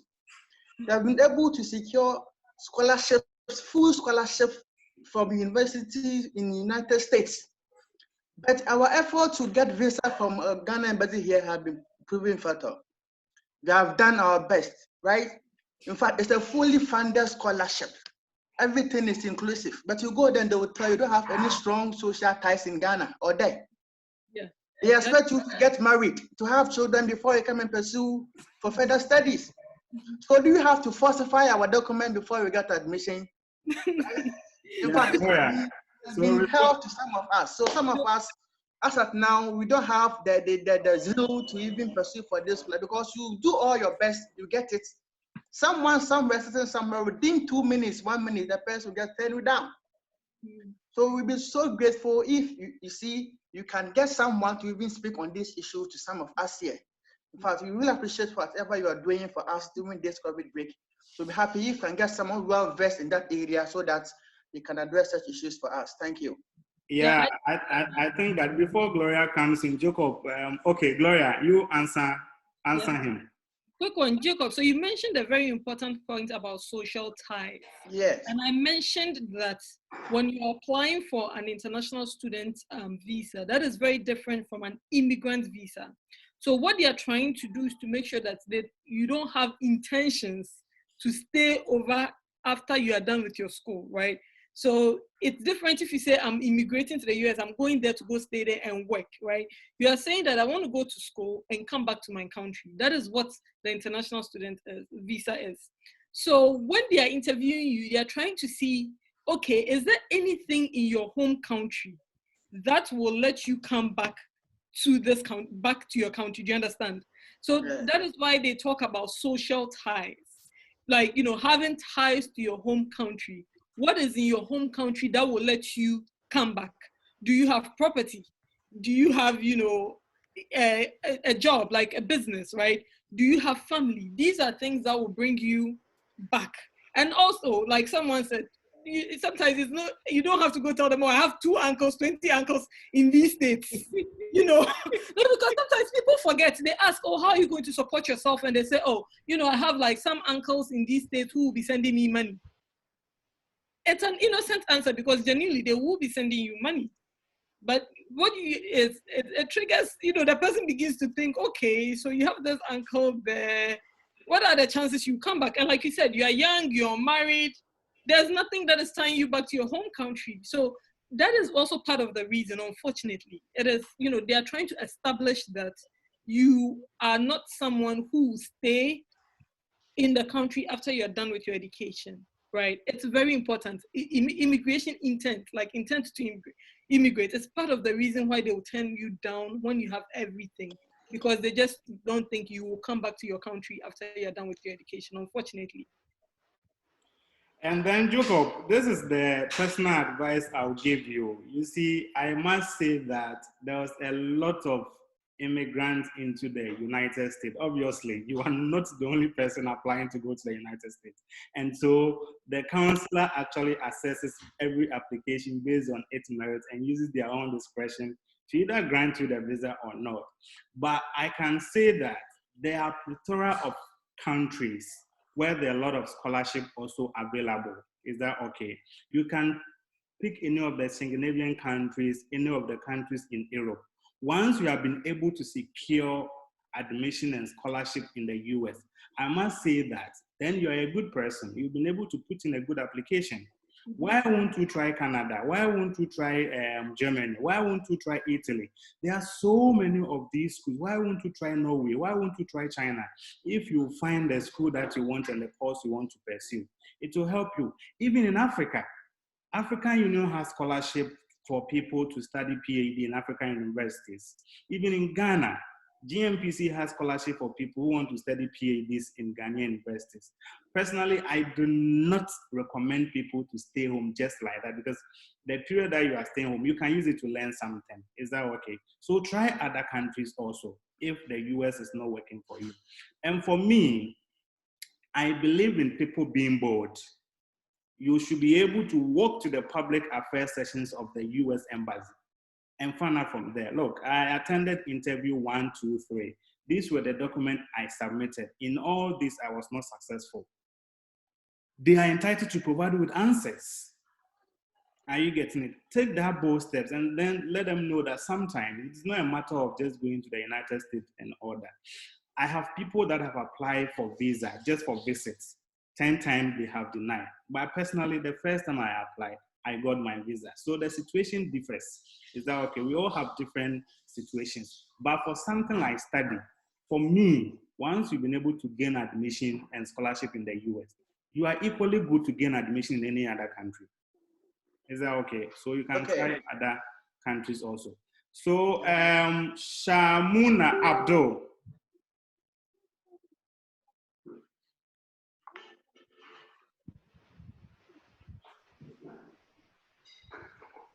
Is he there? I've muted him. Okay. Yes.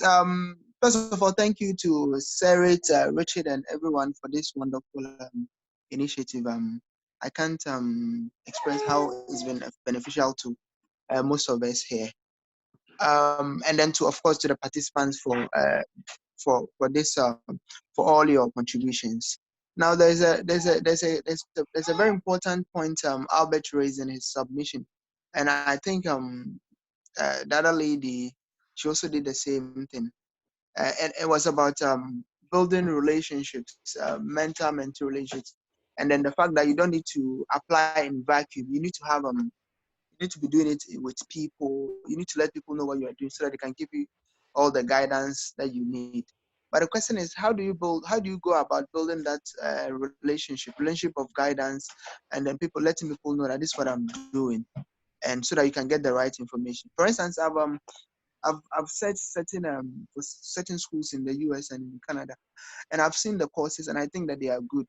But then the question is, then how do you know who is doing that course in that school, so that you can now reach out to them to give you that guidance? It's something that I've been thinking about. So maybe if you could throw a bit more light about how you go about building those relationship of guidance and mentoring, so that you can now leverage those relationships to achieve your goal. Yeah, that's my question. Thank you. Thank you very much, Abdul. I would want Kingsley to answer that question because he's been quiet for a very long time. I think Gloria and Ernest have had a good day. Ernest especially has a lot of customers here. So Kingsley, can you? Yeah. Thank you very much. It looks like a lot of people want to go to China and maybe the US and Canada. Yeah.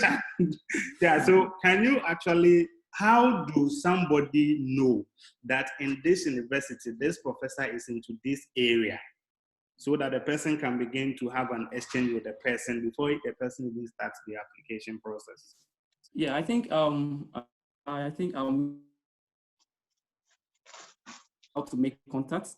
And I think one very relevant thing is to visit the university's website, and that is very essential. You have to visit the university website, go straight to the department, and you will see some of them, they will advertise their research interest. Trust me, you'll see it over there. So once you go through each of the supervisors, the potential supervisors, go through their research interest and see, and the most important thing is that you have to take note if their research interest aligns with what you have been doing, with your expertise as well. So because your first email to them they can just blacklist you immediately. Okay, so your first email to them, you should try to link your expertise to their interest so that you have a common interest. And with that, they will give you the needed attention. That is one key thing that you have to know. And one thing is that also, you can also make good use of, like I said initially, if you go for conferences, please approach those potential supervisors. Okay, talk to them. Once someone is giving a particular, maybe a presentation, and you note something that is quite, sometimes it could be an open statement, but it could be someone will be talking about broad thing about, like someone asked a question about, he would love to do agriculture, but he noted that most of the topics that have been advertised do not align with what is on the ground. Okay, for all you might know, there are a lot of things that you can do once you have the agricultural background. Okay, now lots of people are using, like I said, the space. I know a lot of colleagues who are currently using their expertise in computing and they are doing agriculture. I know a lot of people who are doing agricultural things and now they are also into other background. Okay, so when you go for conferences and they make such open statements, try and approach those potential supervisors, talk to them, If you are lucky to have an encounter with them, then that is a plus, because at least they've seen you, you've talked to them, and that is a plus. But if you are not lucky in that extent, mostly there are some working groups that you find yourself. Okay, if you are lucky to have a working group, that is a very good thing. Once you have get involved in working groups, then you can also start to discuss your issues, share your problems with other colleagues as well. Okay, and one thing I noticed was that once you email these supervisors directly, they discuss among themselves. When they go for their coffee breaks, they go for the other, they discuss among themselves. Okay, so sometimes within their coffee breaks, they'll be talking about, oh, I have this colleague who actually wants to do this. So, oh, okay, then let me get in touch with the person. So, I mean, once you send an email to them, for all you might know, he might not be in, maybe he will not even be directly involved with you, but he can refer you to other colleague who is also doing something which is very related to what you are saying. So having contact with them is extremely important. And one important aspect is that they can even help you to secure funding. Okay, that is one good thing. They can help you in securing funding. They can even help you to modify your proposal research for you, which is a very great thing. Okay, they can help you to modify your proposal research for you. So getting in touch with them is a very key thing. So first of all, send email to them directly, because I mean, you don't know them, they are elsewhere, but have a common interest with them, which is very key. Once you have a common interest, craft your email to be very appealing, so that once they see it, at least they will also try and send you back their feedback. Okay, and I think these are the few points that I have to say for now. Okay, Kingsley, thank you very much. I have Joshua Anto.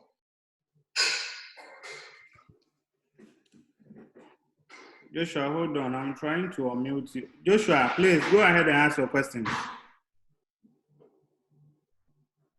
Okay. My question is of twofold.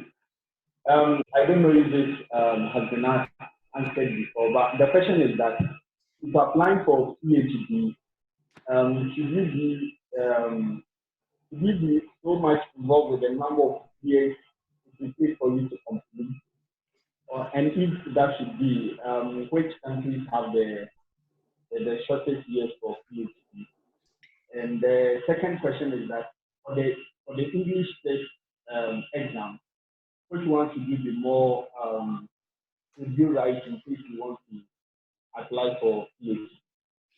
Okay, thank you very much. I would let Gloria answer your question on the type of English exams to write, for which one and not that, because it appears that for UK, for instance, unless it's the English proficiency, a lot of PhDs might not be asking you to write the GRE and all that, but it's a thing in the US and in Canada and some parts. But on your question about the duration, I think each country has the duration. Until recently, Ghana was doing PhD for 3 years, and I think most schools in the UK does PhD for 3 years, and then some also do it for 4 years. The US, I think, 4 year standard, and so you may have to check the country and then the school you want to go. On their website, they will state the number of duration that you use for the PhD. So Gloria, what kind of English qualification do people need? Depending on the program, right? Like in the US, the masters, depending on the school, sometimes they would waive it because, like I said, in Ghana, English is the language of instruction. PhD, the GRE. The GRE is a beast. Like I wrote it twice. Yes, I wrote it twice. And, you know, it's a challenge because the GRE really is not an indicator of your intelligence or your ability to do a PhD. But unfortunately, it is a requirement. It is a requirement that we have to, it's a huge barrier, hurdle we need to, you know, go through. But there's ways to deal with it. For instance, when I went for my PhD interview, I was asked, oh, your score on the GRE maths is quite low. So what do you have to say to that? And I was like, well, as you can see from my transcript, I have taken statistics and I had good grades in that. Based on a whole semester course and then, you know, just a one-time sit-down exams, I think which one do you think is, you know, a better measure of my ability to learn stats? Clearly, the class is way better than the GRE, right? And so you always have the chance to be able to respond to. That's why I said, make sure that there are other parts that are representing you better than, the GRE you'd have to. I know that some schools are working towards waiving it because, it's not an indicator, but some schools are still holding on to it. And then sometimes when it comes down to it, it also factor into the funding decision making, right? What are the GRE scores? So the GRE is needed for, PhDs in public health, and I think PhD in some areas. Some, I know business will ask you to do a GMAT, but then mostly that is it. Mostly to the US, most of them will waive the English, part of it. Otherwise, it will be the TOEFL, the test of English as a foreign language. It will be the TOEFL that you would have to take. So those are the requirements for that. Okay, Gloria, thank you very much. Samuel Chum, please ask your question. Samuel Chum. Yeah, can you hear me? We can hear you. Okay, yeah, it's a really great program you have here. I just hope that many final year undergraduate students listen in because it will be useful for them going to postgrad studies.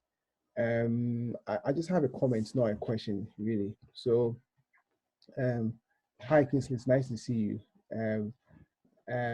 The comment relates to Gloria's response to the. Sammy, can you talk a little louder? We can hear you. You can hear me? Yeah, mature your voice. Okay, is it okay now? Is it okay now?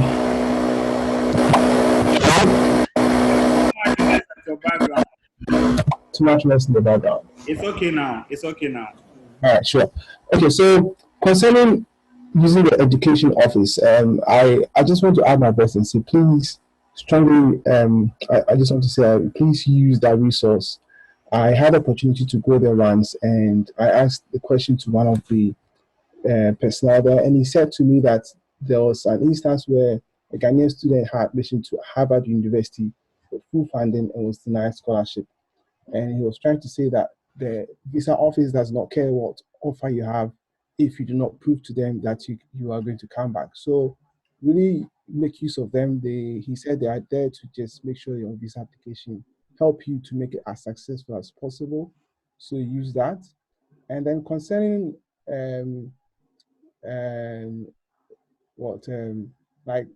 how should you write to a potential supervisor? I think one of the nice ways will be to read about their publications. So if you're interested in working with one staff or the other, and you read a paper they've published in a journal article, and you try and summarize their work and say something about what you want to do and how it fits in their work, I think it's going to grant you a lot of attention from them in replying to your emails. That's also one useful thing to note. So yeah, that's my contribution to the discussion. Thanks. Okay, thank you very much for that, Samuel. We are grateful for your contribution. Yes, and like Gloria mentioned, I think that there are so many resources available, and so please, we are actually in the information age. We do acknowledge that there are certain technicalities and practicalities that you may not be able to know about. But obviously, the internet is there to provide a lot of information. And so I believe that if you use the internet, you'll be able to get a lot of information. Daniel Bosompem, please, you have a question to ask. Go ahead. Yeah, yes, sir. Mr. Kingsley, when I joined the session, you're talking about something important, and I want simple clarity on that. You were talking about the fact that sometimes the email inquiries you do to potential supervisors may or may not be read. Okay, so I wanted you to, if I do a quick summary, just a brief summary. So how should the email be in just a sentence? So that because I asked this because somewhere last year I was applying to some schools in okay, I think Samuel's point was It was clear, right, Albert? Yeah. So Kingsley may come in, and then maybe Gloria will have to add something. Someone want to know, what should the email look like? Succinct, straightforward, to the point, simple. What details should be included in the email so that the professor doesn't feel bored reading, and then he also gets to know exactly what the student wants. So Kingsley.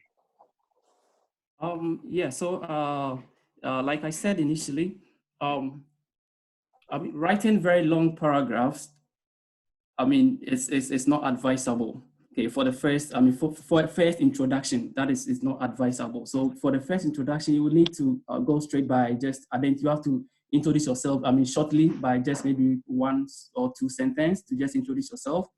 And let the person know that, I mean, you've identified like a problem that you want to solve, or maybe a problem, and that problem that you want to solve should be related to, you should have some common interest, common ground first.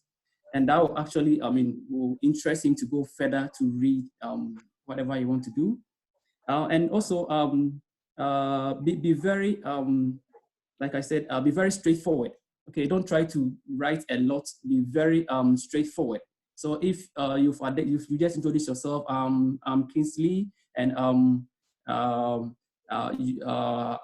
have a background in this, that, and of course you are doing this, and I've identified that this is a challenge, maybe back home or something, and I believe that, I mean, I will need directions from you, or maybe so like I said, don't go straight to ask the person that will you want to supervise me in the first place. I mean, that is just a straightforward, I mean, no for the person. So it's quite tricky. I mean, trying to not to talk too much, and also trying to also make all the relevant points be captured in your email. So going straight to the point, introducing yourself, identify the common grounds, that is the common interest, and maybe writing about a small of your expertise. Okay, so maybe you can write about, maybe, okay, I have expertise in this, that, and I think, I mean, I can maybe solve this particular problem or this particular challenge. So, I mean, going straight forward is the key to go. And I don't know, it's very tricky trying to handle, I mean, email. So it's very subject specific. Yeah, so if you don't know, I mean, how to go about it, I don't know if Gloria can add something, because it's quite tricky handling that aspect.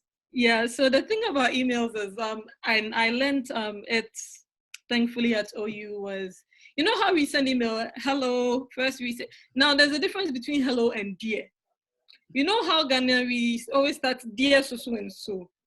Sometimes it's, depending on who you're talking to, they may find it a bit offensive. And sometimes hello may be also a bit informal, but depending on the relationship. But then we do the thing, and I'm going to speak from my own experience, where I'd write, okay, dear Dr. So-and-so, I hope you are doing good. And this message finds you well. Please take that out. You don't want, I think it's really hard to do, because we are used to having that, you know, when we are having a conversation with people, we don't just start, and it's like a cultural thing. We don't just start and say, hello, I want this, right? We try to establish a relationship, but just know that we are communicating to someone with a different background and context. And so professors are busy. Professors are very busy. So you need to be able to capture, and the subject, right? The subject you put in the email is very important, because the subject clues the person in as to, okay, what is this email about, right? What is this email about? And so that is very important for a lot of, you know, people. Now you go in, you go straight. I am like, hello, Dr. So-and-so. I am like, introduce yourself. Forget, you know, the greetings and everything. Just introduce yourself. I am Gloria Edu Frimpong, like I said, a graduate student from AUCC who is interested in pursuing this program. I have the skills, like he said, this set of skills, and go in. There are times where when you are writing to, you know, the university, you may know a professor or an alumni of the university who you've spoken to, right? And so you may want to name drop. Yes, you may want to name drop that, you know, a student of this person, you know, just so that you establish that relationship. If you know someone from there, if you don't know anybody, just go ahead and introduce yourself and your skill. If you know someone from there, make sure that you are name dropping, right? I know when I was applying to a higher university, I was using Dr. Ofori Brinkran's name like salt base, sprinklings here and there. You know, as a student of Dr. Ofori Brink, you want them to know that, okay, the person who has mentored you, because you're building off that reputation of that person, right? If you don't know anybody, you just use your skill to represent you. Then, like he said, the next paragraph is your research and how it works with their research. You want to do something, for instance, I study HIV. I want to do, research on, and let me be honest with you, research interests change, right? Research interests change. It moves over time. What you may be applying to do may differ from what you end up doing. When I applied, in my personal statement, I said I was going to study perinatal HIV in Ghana. Right now, I am studying pre-exposure prophylaxis among Ghanaian immigrants. Do you understand? Your research interests may change. It may not really go all the way out, but it may have, differences here and there. So I just want you to be very open-minded, right? And that is why we say, situate your research such that it is, one that people will be able to connect with you quickly. And then your last concluding sentence is where you ask if they are accepting students, right? And you want to know if, they are accepting students for this year, as you would love to study with them. And simple, you just end it, best, thank you, because people do yours faithfully, yours, please. Let's keep it short. Best, thank you, sincerely, very professional, and just leave it at that, right? Okay. All right. Gloria, thank you. I think we are getting closer to our time. Albert, do you have something to add? Yes, I think that this question will go to Gloria, and then other panelists will answer also. Now, there's a new wave of people going to do PhD with their bachelor degrees, without a master's degree, which is becoming common, especially in US and then Australia. What some participants want to know, what do you know about such programs? Okay. And someone who is interested in pursuing PhD after a bachelor degree, what does the person need to know in terms of applying for such programs? Yeah, actually, there are a lot of programs like that. And those programs usually also run for longer periods, right? So it's not your traditional 4 years. That is 5 to 7 years. So essentially, your first 2 years is like, still, it's not like a master's, but you still are getting the training for that. So those programs are not like 4 or 3 years. Those are also like 5 to 7 years. And it's actually a good thing. I have friends who are in that program, and usually the biological sciences. A lot of the sciences actually have that route these days, from the bachelor straight to PhD. Usually if, in public health, one of my colleagues actually went from a bachelor's to a PhD, but that is because he has extensive publications. For even an undergrad, he has like a lot of experience. And so it just was a natural trajectory straight from in there, because then, but even that, the adjustment period was also a bit, a bit of a struggle. But a lot of the programs are doing that. And to be able to go straight from the bachelor's into the PhD programs, like I said, is the skill. What skill do you have? What skill have you gained to help you into that? Because you need to be able to demonstrate that you are able to take on first the academic, work of a PhD, and also the emotional and mental toll of a PhD, the maturity enough to be able to, thrive in a PhD program. So all of those things are factored in. And most of these programs also start with, most of it starts with like, you have to go to an interview, which is quite rigorous, because they need to make sure that you will be able to survive in the program and the length of the program as well. So it's actually a good option for those, in the fields that have that option, those umbrella, those programs where you get, your first 2 years, it's like a master's, and then you transition straight into the PhD. It's really helpful. If it's a program that you're interested in, please go for it. Yeah. Okay, so thank you, Gloria. I think that one Thomas Bewale hand was up for some time. Are you still interested in asking your question, or you have been answered? So Richard, if you can, I think that's the final question we can take. So if you can unmute Thomas. I can't see his hands. He's raising his hand directly, not through the Zoom platform, so you may not be able to see him. So, but his hand is still up. So he's Thomas. Okay. Thomas, yeah. Yeah, Thomas, you can go ahead. Okay, thank you for the opportunity given. I actually wanted to know, since this is a medium that we get education from, if there could be, let's say, some kind of contacts that maybe if I want, like Dr. Kinsley to mentor me, because I'm an applied physics student and I did material science and I want to do PhD very soon. So maybe since it's a conference, if there could be a medium that someone can mentor. Right. So I think you would have to, I shared our email address in the chat forum. So you can send an email address, whoever you want to have audience to you, we can link up. So you can send us an email through that address, and then we'll see how we can link you up with whoever you want to get in touch with. I hope that is okay. Richard. Okay, Yeah. Albert, thank you. So I would want to give the speakers, starting from Ernest, some 1 to 2 minutes to wrap up. If there was any... I think Justice has something to say. So Justice, so check if you can give him a chance to make a point. Okay, all right. Yeah, Srugu, can go ahead. Yeah, thank you very much. I just have one point. If you ever send an email to a professor and the professor is good enough to always tell you something, just know that your proposal is so bad. The professor is just being professional and doesn't want to just block you or tell you the proposal is not good. There are quite a number of students that have sent a lot of things to me. Personally, I've not been able to tell them it's not good. I also sometimes do not even respond, fast, or I try to dodge them. The truth is that your proposal is totally bad. And that is why, but it's quite difficult. We Ghanaians, it's quite difficult for us to tell you that, hey, this is not good. Because immediately we tell you, I just told somebody in the comments, I'm asking specific question, you are even on serious. Somebody said, you two again.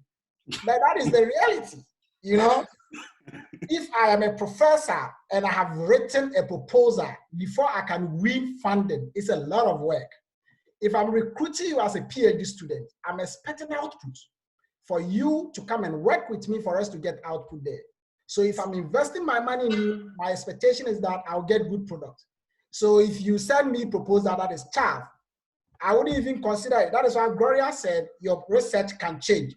The professors want to see your capacity to be mentored as an independent researcher. So they are asking for a proposal.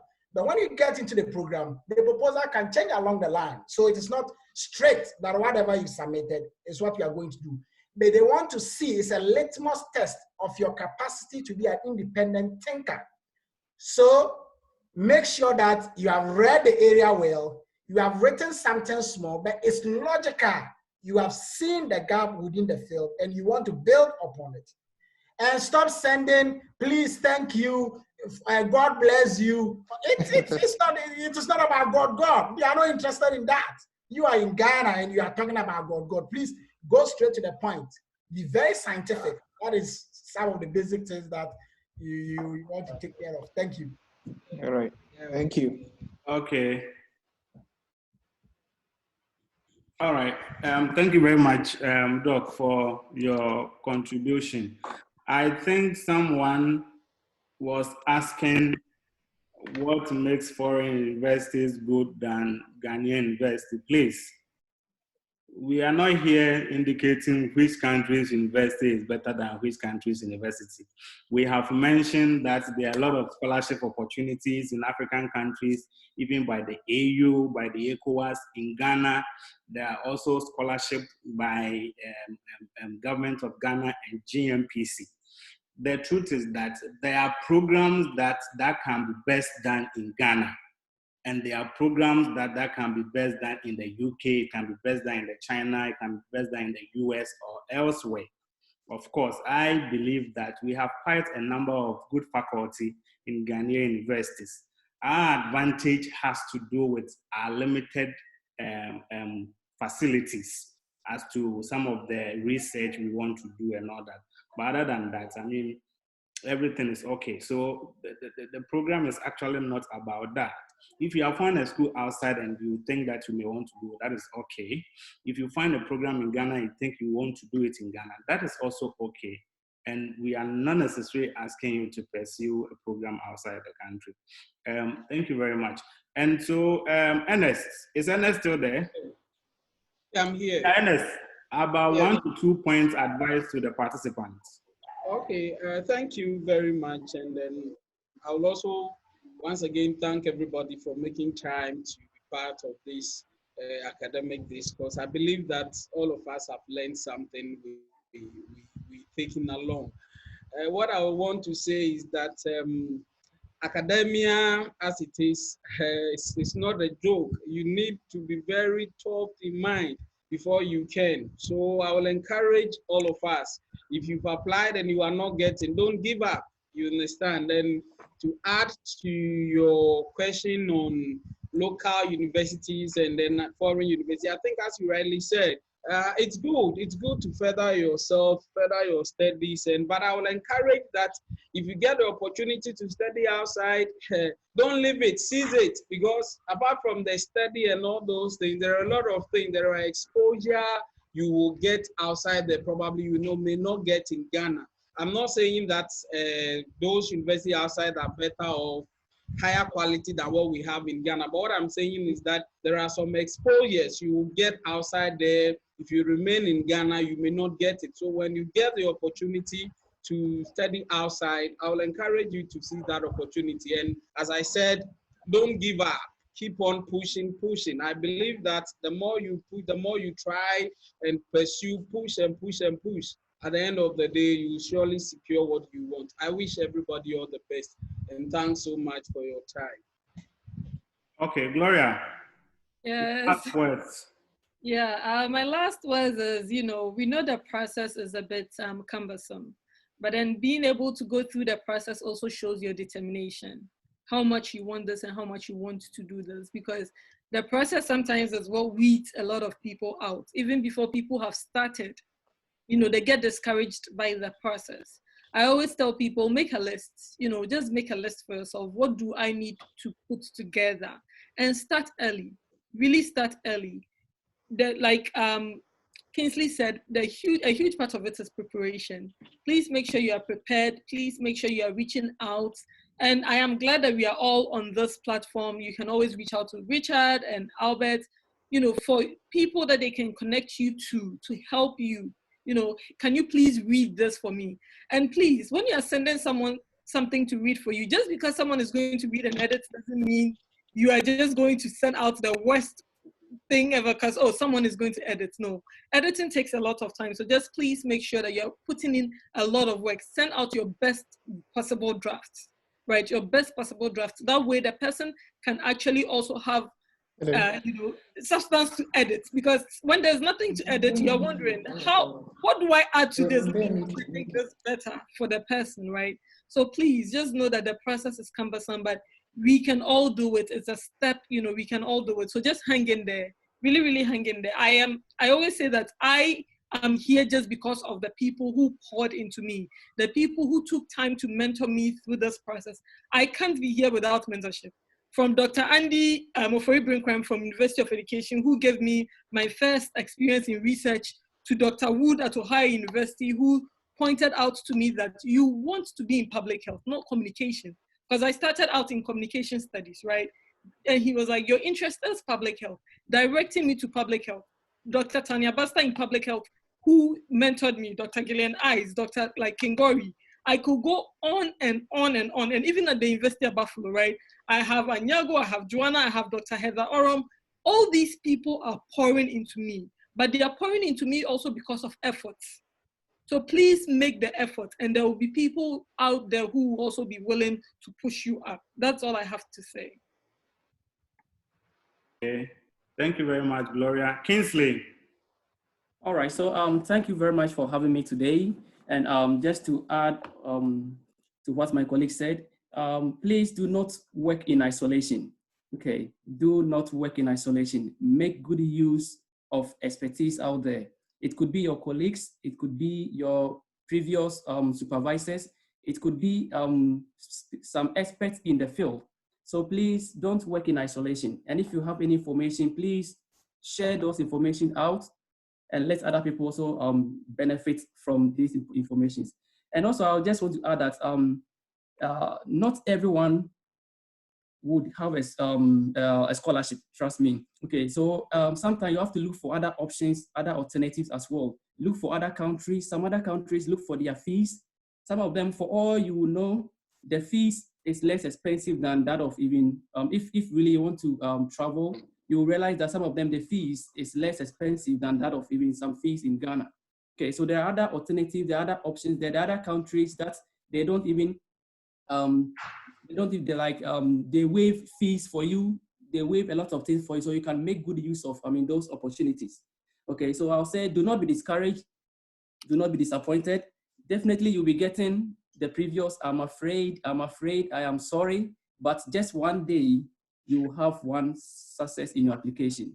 Thank you everyone, and I'll end here. All right, thank you very much. Okay. Albert.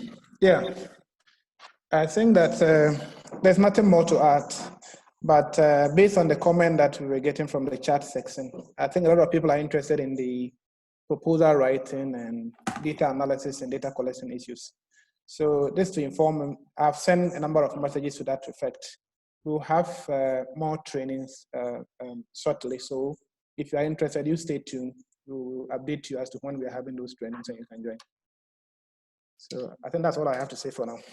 Okay, yes, I would want to say a very big thank you to all our speakers and especially the participants. I think we started with around 50, we went to 120. We still have about 75 people, committed souls, still here with us. That actually shows us your determination to actually get something meaningful for yourself. Hopefully, I believe that these two sessions on the scholarship for Masters and PhD might have given you enough information to actually secure scholarship for yourself, both home or abroad. And like Ernest said, I have always maintained, if you have the opportunity to study outside some, you can. It's a very good opportunity. You will be exposed to so many things that you would not ordinarily would have been exposed to in Ghana. You will have opportunity to have a lot of facilities that you would not ordinarily have had opportunity to use in Ghana. So try as best as you can, and then there are quite a number of opportunities out there for you. So to our speakers, I'm very grateful to you. Gloria, I think we should be now around one or so in the US where you are. And Ernest, thank you very much for the short notice, and then Kingsley. We, the organizers, and we, the participants, we are very grateful to you. So we hope to see you again. And then I realized some of the participants are asking contact.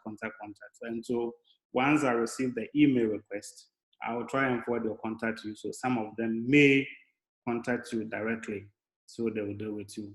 We thank you all for your time. And it's a very goodbye from my end. Right, so bye-bye.